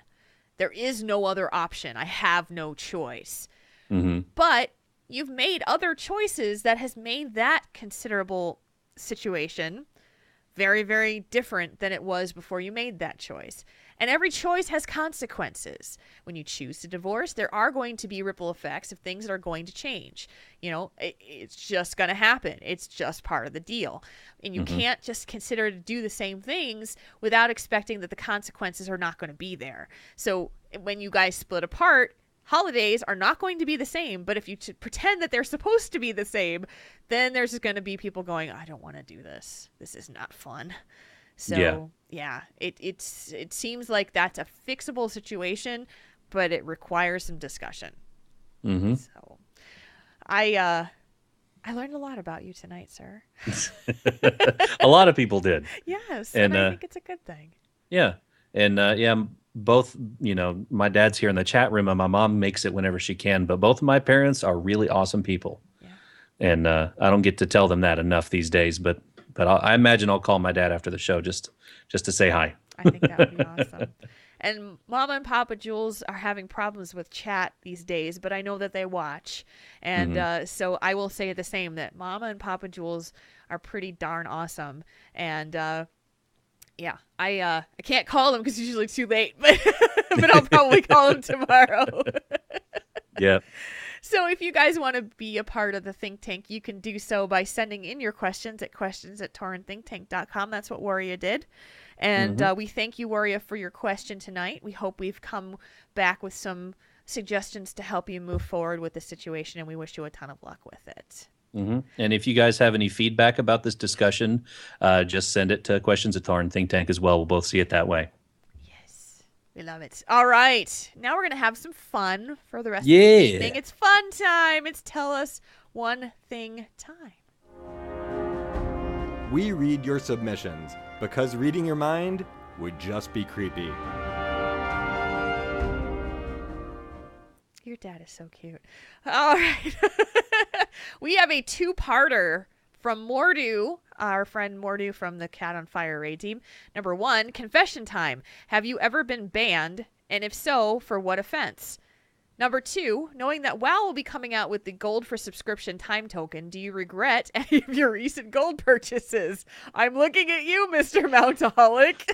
I don't know who you're talking about. And he says, there's nobody behind me. P.S. Thanks a bunch for the WoW poster I won a few weeks back. I'm still looking for the right frame for it. Just seems too special to tack to the wall. I'll send a pic when it's done. Yeah, what I did for my frame pictures of like the autographs behind me is I actually measured the poster, and then I went to Walmart and found the next biggest poster, and then I got just a cheap piece of white poster board, like they used to do in high school, having just a bulk 30-cent sheet poster board, and I cut it to size and I just stuck it in the center. So it doesn't cost too much money. You do it yourself. It takes like 15 minutes to do it. So that was my secret for those anyway. So you didn't put any frame around it. You just put it on poster board. Yeah, and I didn't even adhere it. It's just the frame and then just the white piece of poster board and then the poster. Okay, so you laid the poster board and then the poster and then you framed both of them. Mm-hmm. Got it. And they're not glued or anything. Just the pressure's keeping it centered. That's cool. Yeah, just very cool. Cheap and easy. Okay, so first confession: have you ever been banned? And if so, for what offense? I have not. I did have an issue when they did the Diablo 3 thing where you could bind your account to subscribe for a year. What was that called? That was the what's that called? Oh God, yeah. It was the year. Yeah. Oh God, I can't remember now. It was the thing they announced with Pandaria. Yeah. Because you would get Tyrael's charger, and I was like, free mount? Well, I'm already paying for the game. And so I did that, but I didn't get the rewards, and it was because I had a flag on my account because my account was hacked back in Wrath, Oh. and the guy took all my gold, moved it to a PvP server, and then offloaded it there, and then canceled it and didn't pay. So I had a did not pay your bill like flag on my account. So I was flagged for like illegal activity, and the guy on the other end when I called Blizzard was like, "Yeah, I don't know why that's still there. Let's take that off." As far as a banning, that's as far as I got. Yeah, and it wasn't even What your about fault in the first It wasn't even place. my fault. No, I just didn't. I did order one of the key fob authenticators the next day though. Yeah. No Yeah. kidding. I've had an authenticator on my account since the beginning. Like when they Hmm. first came out, we got one immediately. And so I had the key fob one for the beginning, and then when it switched to the phone app, that was great because now it's Hmm. perfect. So Um, convenient. so I've never had a problem. I've never been banned for anything because I'm just way too afraid of breaking rules. So so it's never gonna happen, I guess. And I never have had to deal with my account being hacked. Thank goodness. I hope that never ever happens. So okay, so then number two, knowing that WoW will be coming out with gold for subscription time tokens, do you regret any of your gold purchases? Not really, because I think I'm on the side of the fence on this issue where every once in a while I'll throw another $15 into the game and buy the token, and then I'll sell it for gold Yep. because, I don't make a lot of money, but I occasionally have some extra spending money to throw around, and I can throw $15 at WoW to get however much. It depends on how much gold it's going to end up being, and of course the market's going to fluctuate. But I'm probably going to be one of those that buys the game time and sells it for gold. So I don't really regret any recent mount purchases. Not a whole lot. I had a little bit of buyer's remorse the next day or two, and then I was like, "Oh man, am I ever going to have this much gold again?" But I was like, "No, no, I'll be okay. It's going to take some time, but I'll be okay. You got I'll be okay." something that you've coveted for years. Yes, and that's what I kept telling myself is that Yes. I finally found it. It And is it mine. came, I mean, I know that there's always going to be that question, could I have gotten it cheaper? Could I have gotten it first? I don't know. But Yeah. as I've been looking at the auction house lately and trying to work on earning gold, I've been watching certain items to see what their market fluctuation is, Hmm. and it's become a very frustrating thing because you're always thinking, should I have waited until that point to put it up? Should I have waited to see if I could get more money for it or less money? Is this the highest it could go? I won these bracers in Blackrock Foundry. They were buy down equip, and nobody needed them, so we just did a random roll for the raid team, and I was the one who won, so I could sell Hmm. it. And I was like, I pulled it up on Undermine Journal, and it was like averaging at 26,000 gold for these bracers. And I was like, That's a quarter of your tread blade right there. seriously. And I was like, oh my God. And so I go in and I'm like, okay, I'm watching and seeing when the best time to post it is. And looked like it was going to be Tuesday evening. And so I did that. And it was like the market tanked right at that point and went from 25,000 gold for these bracers to 10,000 gold for these bracers. And it has sat there for the entire week at Hmm. that price. And it makes me Well, sick. Well, you got to think Tuesday is one of the first days during the week that people get to raid. So you're going to have more of them on the market. Yeah. So that's going to devalue it. And then also with 6.1 coming out, people are starting to get gear a little easier and all that stuff. So it's you've got to think about the whole game, the game as a whole, Yes. you know, and really like there's a couple of things that I could have made a killing on if I'd have thought of it before the patch. Yes. But I thought about it like on Wednesday, and I'm like, for crying out loud, someone's already got it on there. Made the jump on it. Yeah. And so it's a very difficult, like frustrating task to try to make gold, like on buying, selling, that kind of stuff. But so Mhm. I've never had that amount of gold to be able to make a regretful purchase because I just don't. Yeah. And I think if I ever get the amount of gold that I would want for like buying the Alliance chopper or something like that, I think it would freak me out to think about spending that kind of gold because I've never had it before. It took me a hot minute to hit the buyout button on that Spectral Tiger. Yeah. I was sitting there staring at it for a minute or two. This was on the black market auction house. You got it, right? Regular No? auction house. Regular. Okay. Regular. Gotcha. Oh, Iron Forge. good Lord, that's crazy. Yeah. You want to read the next one? Mm-hmm. This one's from the creepy one. What song do you play in your garrison? Which songs do you wish was available for your garrison? So did you So, go out and get any of the song scrolls? well, I don't have the song scrolls. I actually finally went out and actually got the music jukebox Okay. this week because I didn't really jump the gun to get it, but I've been playing "The Way of the Monk," the one from Pandaria, because Nice. it's just that's one of my favorite tunes anyway. And so, and I already have the I think it's the level 3 inn or barracks that let you choose which race are your guards in your garrison. And I did the gnomes for a bit, and I was like, I see gnomes all the time because I'm playing one. Let me get the Pandaren, and so I have all what are they? Tauren Zoo is the leader of what was the faction? Oh, Oh, what are their what are you names? doing to me? Trying to get me to do more? But anyway, they whatever those guards, they guard my garrison, and they walk by and they bow and and salute, and it was very very neat. So I went ahead and did with Way of the Monk, and I don't have any extra scrolls Yeah. yet, Okay. but The I think Shadow Pan. There you Shadow go. Pan, yes. So I have all the Shadow Pan sitting there saluting me, and it's very cool. So See, Arcane just I said like that. we need the Pandaria Tavern music for the Garrison jukeboxes. I disagree The because polka music. we spent way too much time listening to that music for the last 2 years. It's just a little too fresh for me right now. That's kind of how I feel about it as well. I actually went into Pandaria for a little bit this week, and I heard the music, and I'm like, I need to get out of here. Yeah. Let me get back outside. Yeah. Just got a Exactly. little sick of it. So on Sunday, after we got done I got done posting the show, I sat down on Sunday and I just said I'm going to go run some stuff. And I went to Karazhan and I went to the Opera House and I got the scroll from Karazhan, so I had the Nice. Karazhan music playing in my garrison. Very awesome. Yes, I loved it. It's the harpsichord music from Karazhan that they play. Mhm. And then I went to ICC and I did ICC and I went through that and I got Invincible as well. So Now I the music or the mount? the music. I didn't get the mount. Okay. I would be squeeing if I got the mount. I was gonna say you would probably send me like lots of text messages if you got that. Yeah, you did not get text messages from me. You did not. No, I did not. No, you did not. So no, I got the scroll, and so I now play the Invincible music from the ICC raid in my garrison.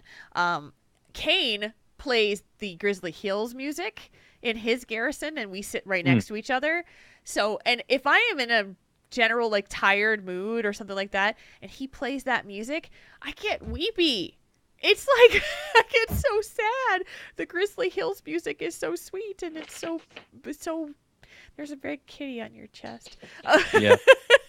She decided to come say hi again. She likes to Hi, climb through Winnie. the desk. Oh, that's Winnie. She's a big kitty. She's so fluffy. fluffy. Oh, she's big fluffy kitty. So anyway, I got distracted by big fluffy kitty right there. But I don't know. I think that I'm pretty happy with the music I have. I'm not really going out and thinking about getting another one. Yeah. I don't know if there's more music I would want because you know what I want? I should go and What's get that? Sylvanas' music. That's right. I need to get that. The Lament of the Highborn, I do need to go get that sometime. I want to get enough so that it turns into the mobile player, so you can just take it with you. I think doesn't it become a toy or something like that? does it? I think if you get 20, is it 20? Chat room, I can't remember. If you get so many, you get like a portable version of the jukebox, and you can take it with you. Oh, that's right. I forgot about that, and I don't really want to go around and do all that work. I don't know if I want to do that work. Maybe I will. We'll see. Tomorrow I'm probably going to go get Sylvanas's, though. That would be cool. And so I've been lucky. I've gotten some good ones. And I love having Invincible playing in my garrison as I'm bopping around on Julana. So there you go. From Old School Dwarf. Listening to Tauren Think Tank 136 and Marconin talks about different folks perceiving things differently. Made me recall a good one. I was asked, would you rather live in the city or the country? It's kind of I kind of would like a little bit of both. because I grew up in a small town, about Okay. 8,000 people, which isn't really small, but compared to New Jersey, it is. Well, the town I grew up in, New Jersey, was probably only 15,000 Oh, people. really? It was Okay. very So it wasn't small. like, okay. That's not bad then. My But graduating class in high school was 149 kids. So, it's about what mine was. yeah, so everybody knew everybody else in town. Okay. Yeah. So and I went to, I live outside of a big city. So I kind of would like a little mix of both, kind of almost like suburbs, so that I could, if I wanted to, like on the weekend, go into the city. But if I wanted to get out and go do something, I can go out to the country. And if I want to go on a nature trail or something, every once in a while, I get a wild hair to do that. So go get some sun, fresh air, stuff like that. So Yeah. I'd kind of want to ride the fence and do both. I so I country living doesn't do it for me. Hmm. But I don't want to live in a big city either. I live so Madison, Wisconsin is the capital city of Wisconsin, and it's a bigger city. I mean, we call it a big small town. Yeah, Because it's city, but it's not to the level of like Milwaukee or Minneapolis or Chicago or that kind of stuff. And sure. then I live in a suburb of Madison, and this one is like a big small town kind of thing. It's really nice. It's quiet. It's safe. That kind of thing. And so it's perfect for me. I like being close to where the city is, but I don't want to live in the city. Hmm. And the country, Kane has a running joke There's with me. there's bugs and things that crawl out there. Yeah. That's the big thing, is that I am too much of a princess to not have my butt sleeping in like a mattress with covers. Camping and me do not mix. As Hmm. to the chagrin of my husband, who really, really wants me to go tent camping, and I've said I've done that once when I was a Girl Scout. No, thank you. No, no, thank you. Oh, well, it might be better now. We have the technology. Might No, be, nice air mattress or something. there's the whole bugs and dirt thing that you missed. Oh, well. Hmm. I don't mind going out into nature. I just like to be able to come home to my cushy space. Sure. I don't want to sleep in it.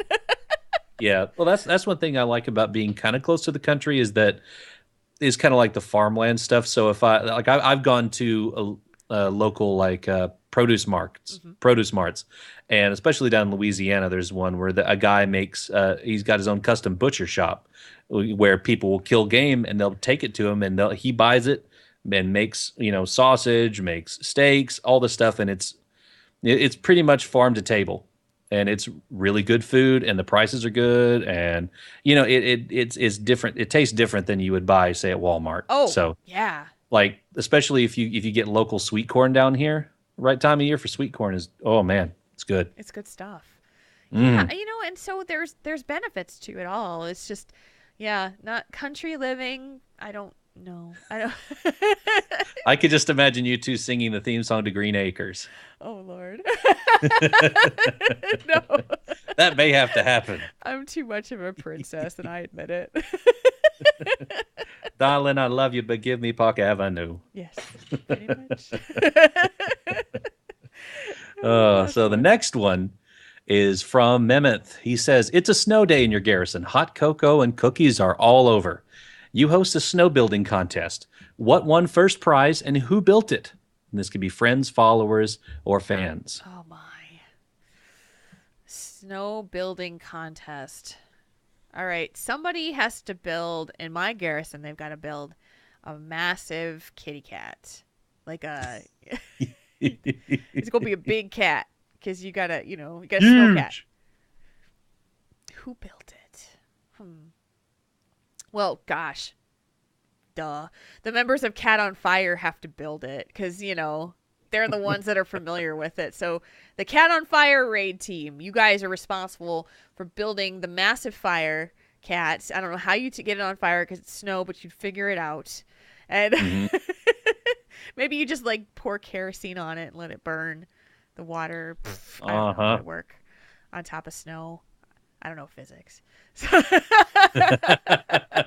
I don't know. It would be a massive snowcat. That's what it would be. Mm-hmm. You kind of took my idea with the fire thing, because I would have a contest to see who would build the most unique mount themed snow sculpture, and whoever won, let's see, who would that be? Somebody. Oh, Crowman would win, because he would have built a giant Ashes of Alar that he kind of poured rubbing alcohol on it, and he lit it on fire. So it's a giant snow statue, and all the rubbing alcohol is catching on fire, but not the ice itself. Because I've seen that sometimes you can get that if you kind of mix water and rubbing alcohol together, it'll burn the alcohol, but the water will insulate what's underneath it from the fire. And he's going, look, and I got you this giant mount. It's on fire. Come on, you got to win this one. It's Ashes of Alar from Burning Crusade. Not only is it so hard to get, it's on fire. It's ice and fire. Come on, did you not see Batman and Robin? You win. Cool it. You win. It's all you. You win. Over there, Jules is against us, and I helped him make the cat on fire. Now I made the bird on fire. I got mounts on fire. Thank you, Crowman. Thank you. Thank you, Crowman. You made our day. Welcome. Oh my God. Hans and Franz with Marconin is a trip and a half. Are you coming with us? Are you raiding with us on Monday then? Yes. Yes. And we're going to get to hear you do your Hans and Franz impression again. Mm-hmm. All right. So if you guys want to send us Tell Us One Thing questions, you can do so at questions@torrenthinktank.com, or you can send them on Thursdays. It's Tell Us One Thing Thursdays on Twitter. And I ask for them at some point during the day. I've been mixing it up a little bit. Sometimes the evening, sometimes the morning. And you can do it either way. Just look for the hashtag. Hashtag Tell Us One Thing. And there you go. And there's a kitty meowing at Marconin again. Yeah, it is. What do you want? Come here. Hi, Winnie. Winnie wants to be a part of the show. But for now, we're going to do some feedback for the show right now. Ladies and gentlemen, we now bring you... Wow, that's a lot of feedback. There's some feedback for us. Winnie is sitting in front of the microphone to do the feedback. Yeah, I'm just waiting for her to meow right into the mic. I know, right into the microphone. We got some feedback about our think tank question from last week, which was, should I be the best man for one of my WoW friends who I've actually never met in person? And we have this email. It says, I have known one of my best friends for 27 years. We met via a pen pal network when he was 14 and I was 16. He lives in Texas and I live in California. We've only met in person once, but are today closer than ever, and in some ways closer than my best friend who lives in the same city with me. He was one of the first people I came out to, and I was his. We have been there for each other through some of our lives' toughest challenges, and it has made our friendship as close as brothers. It's all very beaches. /moo to my friend Nephi? Yeah, I think it's Nephi. Thanks for your time from Mumu Kachu Earthen Ring at Matt Burlingame on Twitter. There you Very go. cool. We also got a second one for that one, which is right below it. Did you want to read that? Can you read through Winnie's fur? Yeah. Oh, her she's so fluffy. She's very fluffy. Come on, get down. She's gonna tear a hole in my shirt. I know. She's gonna rip holes in your shirt. This is one from Deckholm. A WoW met best man doesn't seem any more out of place than a weird uncle or a loud friend of the family. Better in some ways. It could be very true. This is true. We haven't heard what Osangos was planning to do with this situation yet, but we're going to hear it, I'm sure, at some point. I'm looking forward to that. Yeah, we also had a discussion topic last week about the Myers-Briggs personality types, and we got this feedback from Draxa Rogue, and they said, "Hi, saw your show and thought you might be interested in this blog, which relates to personality types and games." I think she might have meant types. And the website is stratsynergy.wordpress.com. I took a look at some of the links that are in there, and it was, if you're interested and you were wanting to know a little bit more about some of the things we talked about from the show, this is a great kind of offshoot. So we wanted to let you guys know. Draxarogue said, "Thank you. Enjoy your show." Lots more up there as well, and just to take a look at the link. Yeah. So thank you guys so much. It's so funny because you guys were sending us your personality types after the show. You went and took the test. And if I was smart, I would have started to chart what people were turning into. But what I found is that most people were very, very different. You know, someone tweeted me and said, "You're the first person that I've actually met that shares the same personality type that I do," and which was very cool. I mean, I think that there's just, it's nice to know that you fall under some of the similar umbrellas. And so some folks were giving out their profiles, and I'm like, oh yeah, that's why we're so different, because I've met this person, I know who they are, and we are very different in our approaches and styles. And we've talked about it. Our officer team for Convert to Raid Guild has actually discussed whether we should take them ourselves. And I think I might actually do a session about that with our officers to see, to help them through some of those differences. So It's not a bad idea at all. Yeah. So what it did is it gave people thought and food for thought. And that was what I wanted to have happen. So very, very cool. All right, it is the time for those slash moves. Start us off, sir. All right, first on the slash moves. This one's from Memonth. Slash moo to my boss last night that basically told me to go home because the roads were bad. Aw. See, now that's very thoughtful. Well, and I think it was probably hey, why don't you go home because the roads, they're bad tonight? Wink, wink, nudge, nudge. It's Friday night. Get out of here early. Yeah. Get out of here. Which is a very cool boss, in my opinion. Mm-hmm. I had that this week too. It was month end stuff for me at my job, and my coworkers were leaving for a trade show in Atlanta, and so we were just gunning it. And I was doing all this stuff, and I got done at the stopping point around 4:30, and my day ends at 5. And they just kind of looked at me and they said, "You can go home now." Like my brain was just like, because I had discovered I had basically gotten us like extra commission money because I found mistakes that the parent company made, and they were like, "Oh, nice! You gave us $2,000 more in commission this month. You can go home now." That's good. That's real good. I'm going to grab the one from the chat room that's up there right now. From Waria /Moo to my brother Yokasu for turning 25 tomorrow, and the raid team dropping Jeeves, now 7 of 10 heroic and going strong. And to you guys for some great advice. Thank you. You're not supposed to give us /moos. That is it's the against the rules thing that I just give you guys slaps and read them anyway. So. Stop it. Stop it. Come on. Okay. Next one?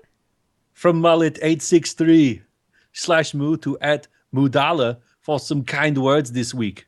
And also to Midnight for tuning me for Midnight for tuning me on to Triple T and the All for Great shows. Oh, we told you don't /moo us. Yeah, seriously, you don't know the rules. Don't give us a /moo. Yeah. Well, this is your warning shot. This is your warning. The /moos are for you guys, not for us. Bunch of rebels. That's right, Kane. We love you guys so much, but don't give us /moos. They're for you. There you go. From Marty C /moo to Novamac Cenarian Circle. Happy birthday, best guild leader. Let's have a great ShellCon. Very cool. From Podcast Epic Fail /moo to Row for being on the show last night. Yay. From Sergeant Zim /moo to my wife Keisha for making it through her first week of chemo. Good luck, Keisha. Definitely. And the cat. Meow, /moo to the cat. Yeah, /moo to the cat. And I've got just a quick /moo shout out to Shin Crusher on Manaroth US. He's the guy that invited me to the Silthide kill to get me the Sapphire River Beast this week. Oh, great. So very, very awesome of him or her to do that for me and us, being the rest of the people that got in there in time for that. So thank you very much. That's awesome. It's a blue hippo. It's very cool. That is awesome. Very cool looking. Oh, it is. This is it. That's all the /moos. But you can send them in on Saturdays. We do them anytime. If you got a /moo for somebody, you want to tell them how great they are, and not us. Don't give us slash moves. I'm serious. We're supposed to give them to other people because it's supposed to be a good thing to do for other people. There you go. Mm-hmm. Do that, pay it forward. And you can do that at questions@taurentthinktank.com, our email address, and our Twitter account @taurentthinktank, our Facebook page, facebook.com/taurentthinktank. You can listen to us on iTunes, on Stitcher, on a whole host of other places, including Alpha Geek Radio, which we are currently streaming on right now. Yes. Jules finally got her act together to figure it out. So, you fixed it. Yes. Technology, man. Technology's a beast. It is. It's a beast. So if you are on iTunes or Stitcher and you'd like to throw us a review on there, we would most appreciate it. It does help the show out, helps other people find us. Let them know the show is a good one. If you like it, tell people about it. It does help us. So there you go. Mm-hmm. Marconin, this brings us to the end of episode 137. I think you're right. I think that does kind of put us at the end of the show. So what is going on with you? Anything that you want to pimp, talk about, discuss, promote, kick butt on? Not at the moment. I get to work days next week, so that's good. It was a surprise, but that's okay. Yeah, you thought you were going to get like 2 months of nights, right? Yeah, and instead I'm pretty much switching every week or 2 weeks for the next month and a half. So it's going to be all over the place for a while. But that gives me more time, gives me an opportunity to raid with you guys on Monday night for Cat on Fire. Maybe we can take down Imperator, maybe. Yeah, let's do that. I'll do it. Maybe I want to do that. Yes. But yeah, still on the Mount Hunt. Need 5 more for that Fellfire Hawk. So I'm gonna keep. I get the legendary healing mace from Ulduar on Tuesday. That's a big deal. I have it assembled, and I just have to throw it down Yogg's face while he's yelling at me, and then I pull it out of his dead carcass, and then turn it in, and I get another legendary. So that is gross. That's what you have to do. You collect the parts, and then you talk to the computer. It's like, oh, you got to like throw it in the old god's mouth when he's got his mouth open, and then it works. I'm like, okay. Now it's legendary. Whatever you say, folks. Whatever you say, computer. That's awesome. Yeah. So that's the next big thing for this week, and making gold, looking for mounts. You know it. Awesome. Every day. Awesome. What about you? You got some more IRI better this week? Maybe? I do. We did one last week. Did a very fun episode, and we'll be having one again next week. I remembered it better. It's a show I do with Cliff Haddix and Ryan Allgood, and it is a geek nostalgia show. We talk about all the things that we've enjoyed from our childhood that they keep seeming to bring back around in different ways, in toys and new reboots and things like that. And we cover it all. So check us out. It's IRI Better. On Twitter, I Remembered It Better is the name of the podcast, and we record on Thursday nights at 8:30 Central Time. There you go. I do have to ask one quick question though. What do you think, real quick, about the Gem and the Holograms reboot movie thing? Okay, so I how do you feel? had a Gem doll. Like, it was my favorite. Oh, I'm so gonna get myself in trouble for this. You guys are gonna make fun of me. So I won't. Yes, you will. I had, so the Gem doll had 2 lights in her ears where her earrings were supposed to be. There was just like these lights in her ears and they lit up and they flashed because they were super cool.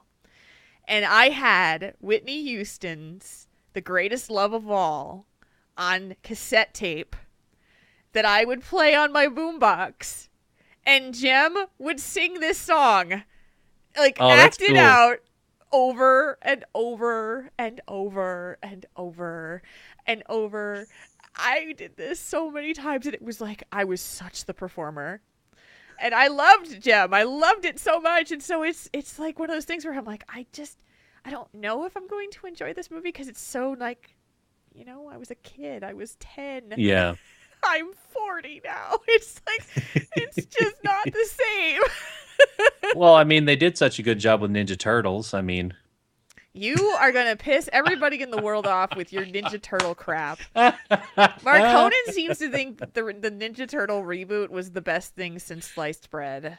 I do not. I think it was a passable reboot for a new generation. I put myself in the mindset of an 8-year-old boy, and I laughed a decent amount. Yes, it was a terrible movie, but if you go back and watch a lot of the movies from your childhood, there's a chance that you may think it's terrible too. And that's the cool thing about IRI Better is they're going back to say, hey, was this really as awesome as we thought it was? Yes. Yeah, and so I know I'm going to see it because I have to. Yeah, you have to. I probably will too, so we can talk about it. Okay.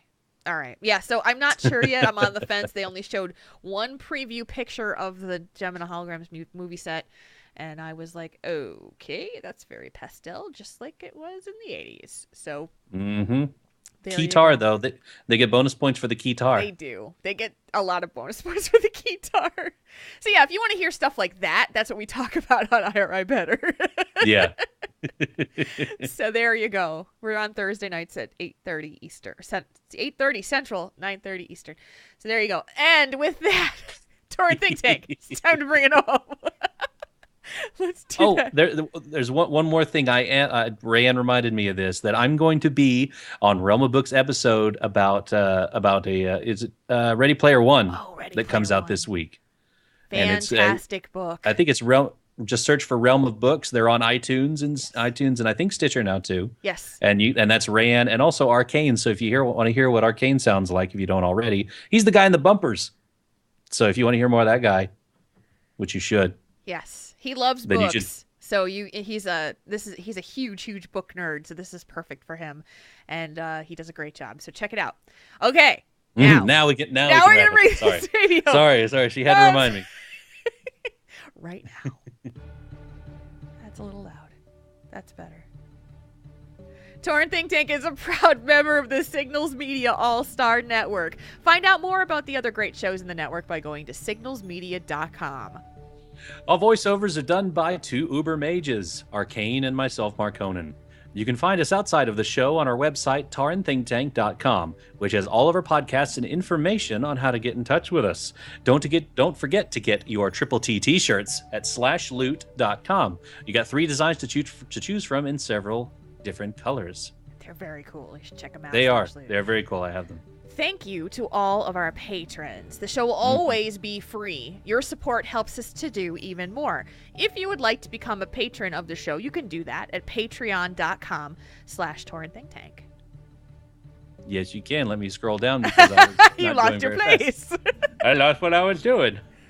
You can like us on Facebook at facebook.com/TaurenThinkTank. You can find us on Twitter for the show at TaurenThinkTank. You can also find Jules at JulesRPG and myself, Marconin, at MarconinWow. You can also chat with us on the forums. So if you want to give those boards some love, you can do that at forums.signalsmedia.com. We want to thank you, everyone. Thank you, chat room, for your amazing discussions. Again, our chat room is amazing, and you can be a part of it every Saturday night at 9 o'clock Central Time. It's twitch.tv/Tauren Think Tank for the live stream and chat room. If you're on the road and you don't have a lot of bandwidth, you can check us out on mobile audio stream. That is Alpha Geek Radio, which you can find at tunein.alphageekradio.com. We love seeing you guys here with us however you find us. So we thank you again for that. Yes. So, for Marconin, for myself, for Arcane, for the entire chat room, Marconin, thank you for having a great show with me tonight. Well, thank you for having a great show with me too, Jules. You are most welcome. Until next time, /moo, everybody. /moo.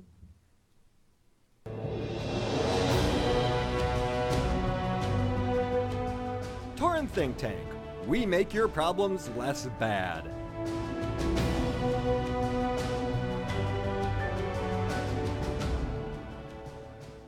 This podcast is a part of the Signals Media All-Star Network. For more information on this and other fine shows, go to signalsmedia.com. It's okay to stick our stuff in your ears. Really? Really? Really? Really? Good night, Papa Conan. Good night. Oh man, there's something, I don't know what, my brain was backwards today. I don't know what it was. Everything was kind of backwards, but yes. Oh, I forgot to mention this in the show, and I'll mention it next week. So Waria has an extra one of those Deathwing Funko Pop ones, the big ones, and he asked us what if we wanted to take that. So we're gonna actually add that to our prize pool for the Pay It Forward. contest. So we're gonna have the $25 Jinx gift certificate, and we will have the Deathwing too. Do you have one? Look at this. I have one. It is so big and so cute. That's the one, right? Warrior? Yep, that's it. That's the one. That's the Deathwing pop vinyl. Is that it? I think that's what he said it Right? was. It's the only Deathwing pop vinyl, so it should be it. Yes. It's the big one. For comparison, let me get Illidan. There's Illidan and Deathwing. Wow. So if that's the same one, man, that is a nice prize. Mm-hmm. That's a nice one. That is the white, yeah, it must be the right one. Whatever. So yeah, that'll be added to the prize pool for the Triple T Pay It Forward prize. So pay it forward. Do something nice for somebody. Get entered. You could win a $25 Jinx gift certificate or that huge, awesome Deathwing Funko Pop. Yeah, do something nice and get a small aspect of death. Well, that was classy. Yes.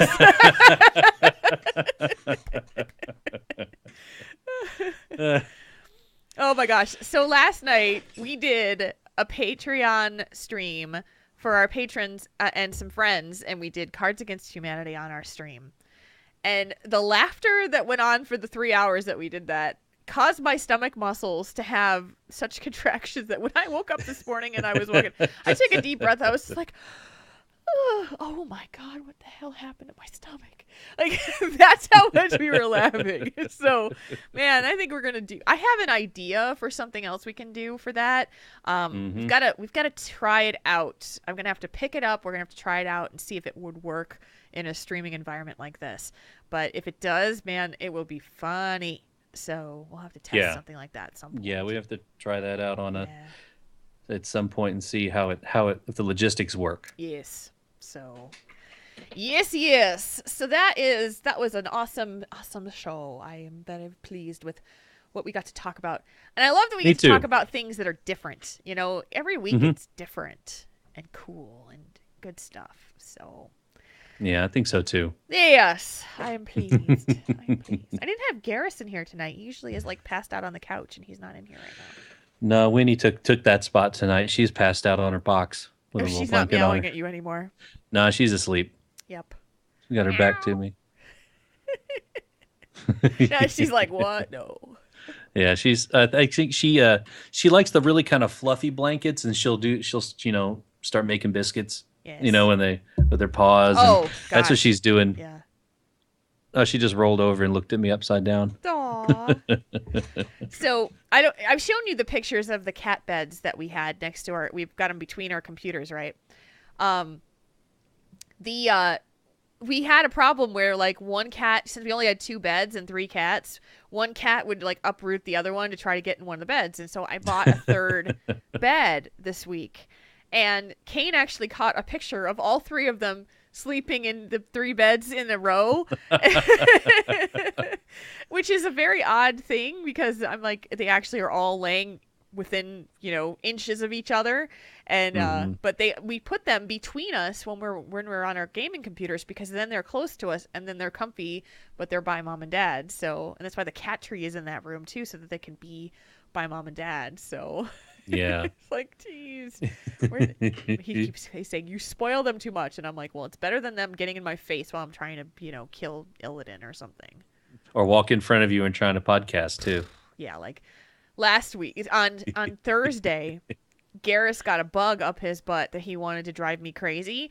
And I was trying to do the intro, and he is literally blocking everything that I'm trying to grab. I'm trying to grab the music. I saw that. The tail going by, and he's biting cords, and I'm like, stop it.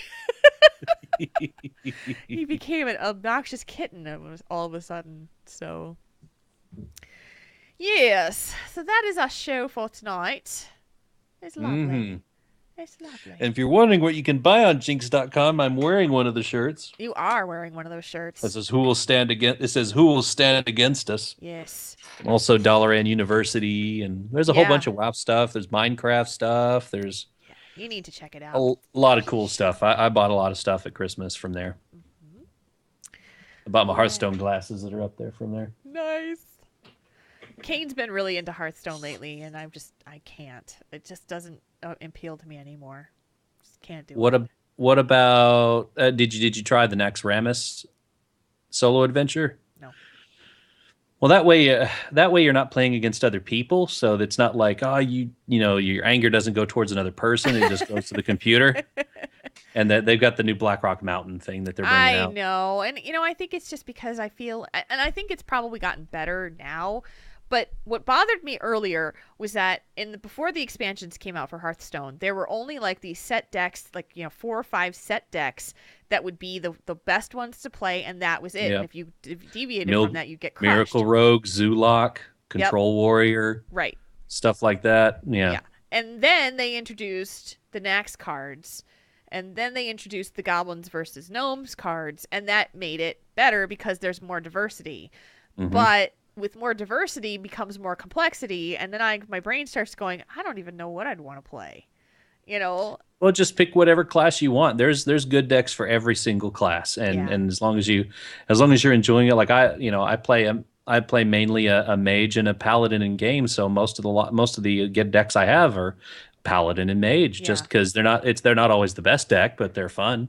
Yeah, and so it was just that the early experience of just having like 2 or 3 or 4 decks that you had to make in order to be successful, and you had to work to get those decks, or you just would fail. It just turned me off, and now I haven't played. So. Well, that's the problem with every single card game. Yeah, like it's just an innate quality of the card games. And Chief, I love my mech mage deck. Because I love my mech mages. Has anybody made a good mech warrior deck just for the fact that it's mech warrior? Because then it would be very cool. Yeah, because there's like all the mech warrior and battle tech stuff. Oh, Kane said he tweeted the picture of the 3 lazy keys. Oh yeah. There we go. Yep, that's that. Let me find that. I'll put a link in the chat room. I gotta say, Kate, that picture of you and Alex Straza is fantastic. I love that. There it is. Yeah, those are the 3 boogers. Go. And you got them all to look at you. That in itself is an amazing feat. I know. He was like chirping at him, trying to get him to look at him. Oh, I love their faces. Aren't they cute? That Spike on the right, Garrus in the middle, and Sassy on the left. Yeah, Sassy looks like she's just like, what do you want? I know. What? I'm sleeping. Rambling Noob, my microphone is a Shure. It's Shure is the brand name. It's an SM7B. This one has been my absolute favorite. Best for my tone of voice. So when I upgraded my microphone I started out with a Blue Yeti. This one. That's what I have. And that's what Marconin has. And so, Boink. Yep, Blue Yeti. That's where I started. And I decided, because I have such a kind of lower alto speaking voice, this one was the right fit for my voice. So I love it. It's awesome. And the thing with microphones is that they'll last for ages. Once you make that purchase, it's going to be with you for ages as long as you take care of it. So yeah, once I get settled, I'm going to get him. I really want one of those mic stands so that I can feel like I'm back in the studio again instead of having this thing. The good thing about this, though, is since I do travel, I get to put it in my suitcase because I still have the original box and everything. I just pack it in. It's a ritual now, so I can keep it with me. Yeah, and that is the nice thing about that microphone, is that it is portable and it just, plug and play, and that is awesome. Yeah, it's a USB. It's just easy as can be. Yep. So I actually have mine across the room if we ever travel to a place where we're going to record remotely. It's a good one to have. Like Nerdtacular, maybe. Like Nerdtacular. Well, Nerdtacular, I haven't recorded a show there, but Alpha Geek kind of runs the broadcast for it. So there may be opportunities for us to run a show from there if you can come. So I would love to. And the missus is going to Ireland for 2 weeks. Yes. In the summer. And so I'm like, well, yeah, I could maybe squeeze in it, because, I'll just save up a little bit of money. I'm going to start traveling soon, which is when I get paid better. Yep. That's actually what funds my BlizzCon, is when I don't live at home for 6 months at a time, because I get travel pay, get overtime, get all that stuff. Yeah. A Triple T panel wouldn't happen at Nerdtacular because it is Frog Pants based. There's so much Frog Pants going on. Yeah. But you know what? That's like asking for a League of Legends panel at BlizzCon. At BlizzCon. But we are friends with all of those folks, and they've been very, very kind to us. And every BlizzCon, they've let us use their equipment to do a show from there. So it's been fantastic, and they're good friends. So that's why I love going to Nerdtacular, because I love hanging out with those guys. They're awesome. And yeah, they really are. And Scott Johnson's one of the most genuine and nice people I've ever met, and it's really nice to sit and chat with him. Yeah, about stuff. At Nerdtacular, I mean, he's pulled in 5 billion directions, but you can get a rare moment to sit down and chat with him, and he's just amazing. So great guy. And I'm just excited to go back and see everybody. It's just Nerdtacular is a very, very special con. It's so much more compact and intimate feeling that people can really connect. And I got a chance to just sit down with people that I just wouldn't have been able to do at BlizzCon.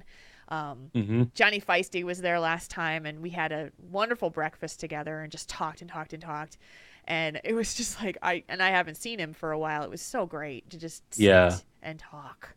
So. Yeah, I wish I had more, because when I went to Dragon Con 2 years ago, I got to meet Cliff Revan Geek, and Johnny Feisty at the same time. And I wish I'd had more time with him, because it was just really cool to talk with him and just, and game a little bit. It was really nice. Yes. So, if you're thinking about going to some place like a Nerdtacular, I would highly recommend it, because it is a really fun experience to have. So, so there you go. He is very tall. He's one of the. I think when I tweeted out the first picture of the three of us, I was like, "Hey, he's one of the few people taller than me." It's Johnny Feisty, and he is tall. He's very tall. He is tall, and Johnny Feisty is a great person. I love that man sincerely. He is just, and very, very, very introspective. Like, when you sit down and you talk to him, he's just. It's amazing to watch how his brain works. It's so cool. So. One of my favorite people. Very, very cool person. Yeah, and Chris Metzen's going to be at Nerdtacular. That is the big announcement they had. And Mrs. Metzen, Cat Hunter Metzen. Yeah. So, very, very cool. I was like, it's going to be in July, and I can't wait. Yay. Yeah, I may have to go, because I still don't have a picture with Metzen, because I didn't get a chance to the first year, and then last year there were so many people around him. It was like a mob scene, and he had his guards with him. And Russell Brower's been at Nerdtacular for the last several, and he is fantastic to talk to too. So yes, very, very much so. I love talking music with him, because it's great. Yeah, so that is going to be Marconin good vibes to be able to go to Return Nerdtacular. Yes, good vibes. Oh, and if you want to sometime, Jules, if you still don't get your selfie camera, you can meet me in game, and as long as you do like a /kneel or a /sit, we can get in the same shot. As long as I'm not tall. Yeah, we can do. Yeah, as long as you're not this, I like know. up here. As long as you come down to my level, we can be all right. Or I can get on my paladin. Okay. Then I can make a goofy face like Kane did. That's awesome. All right, folks, we're going to say goodnight, and we're going to take care of stuff for the show, and we will see you next Saturday. Normal time, next Saturday. Yeah, it's the 14th. Yep. So you guys have a fantastic week, and we'll see you next week. See you later, folks. /move.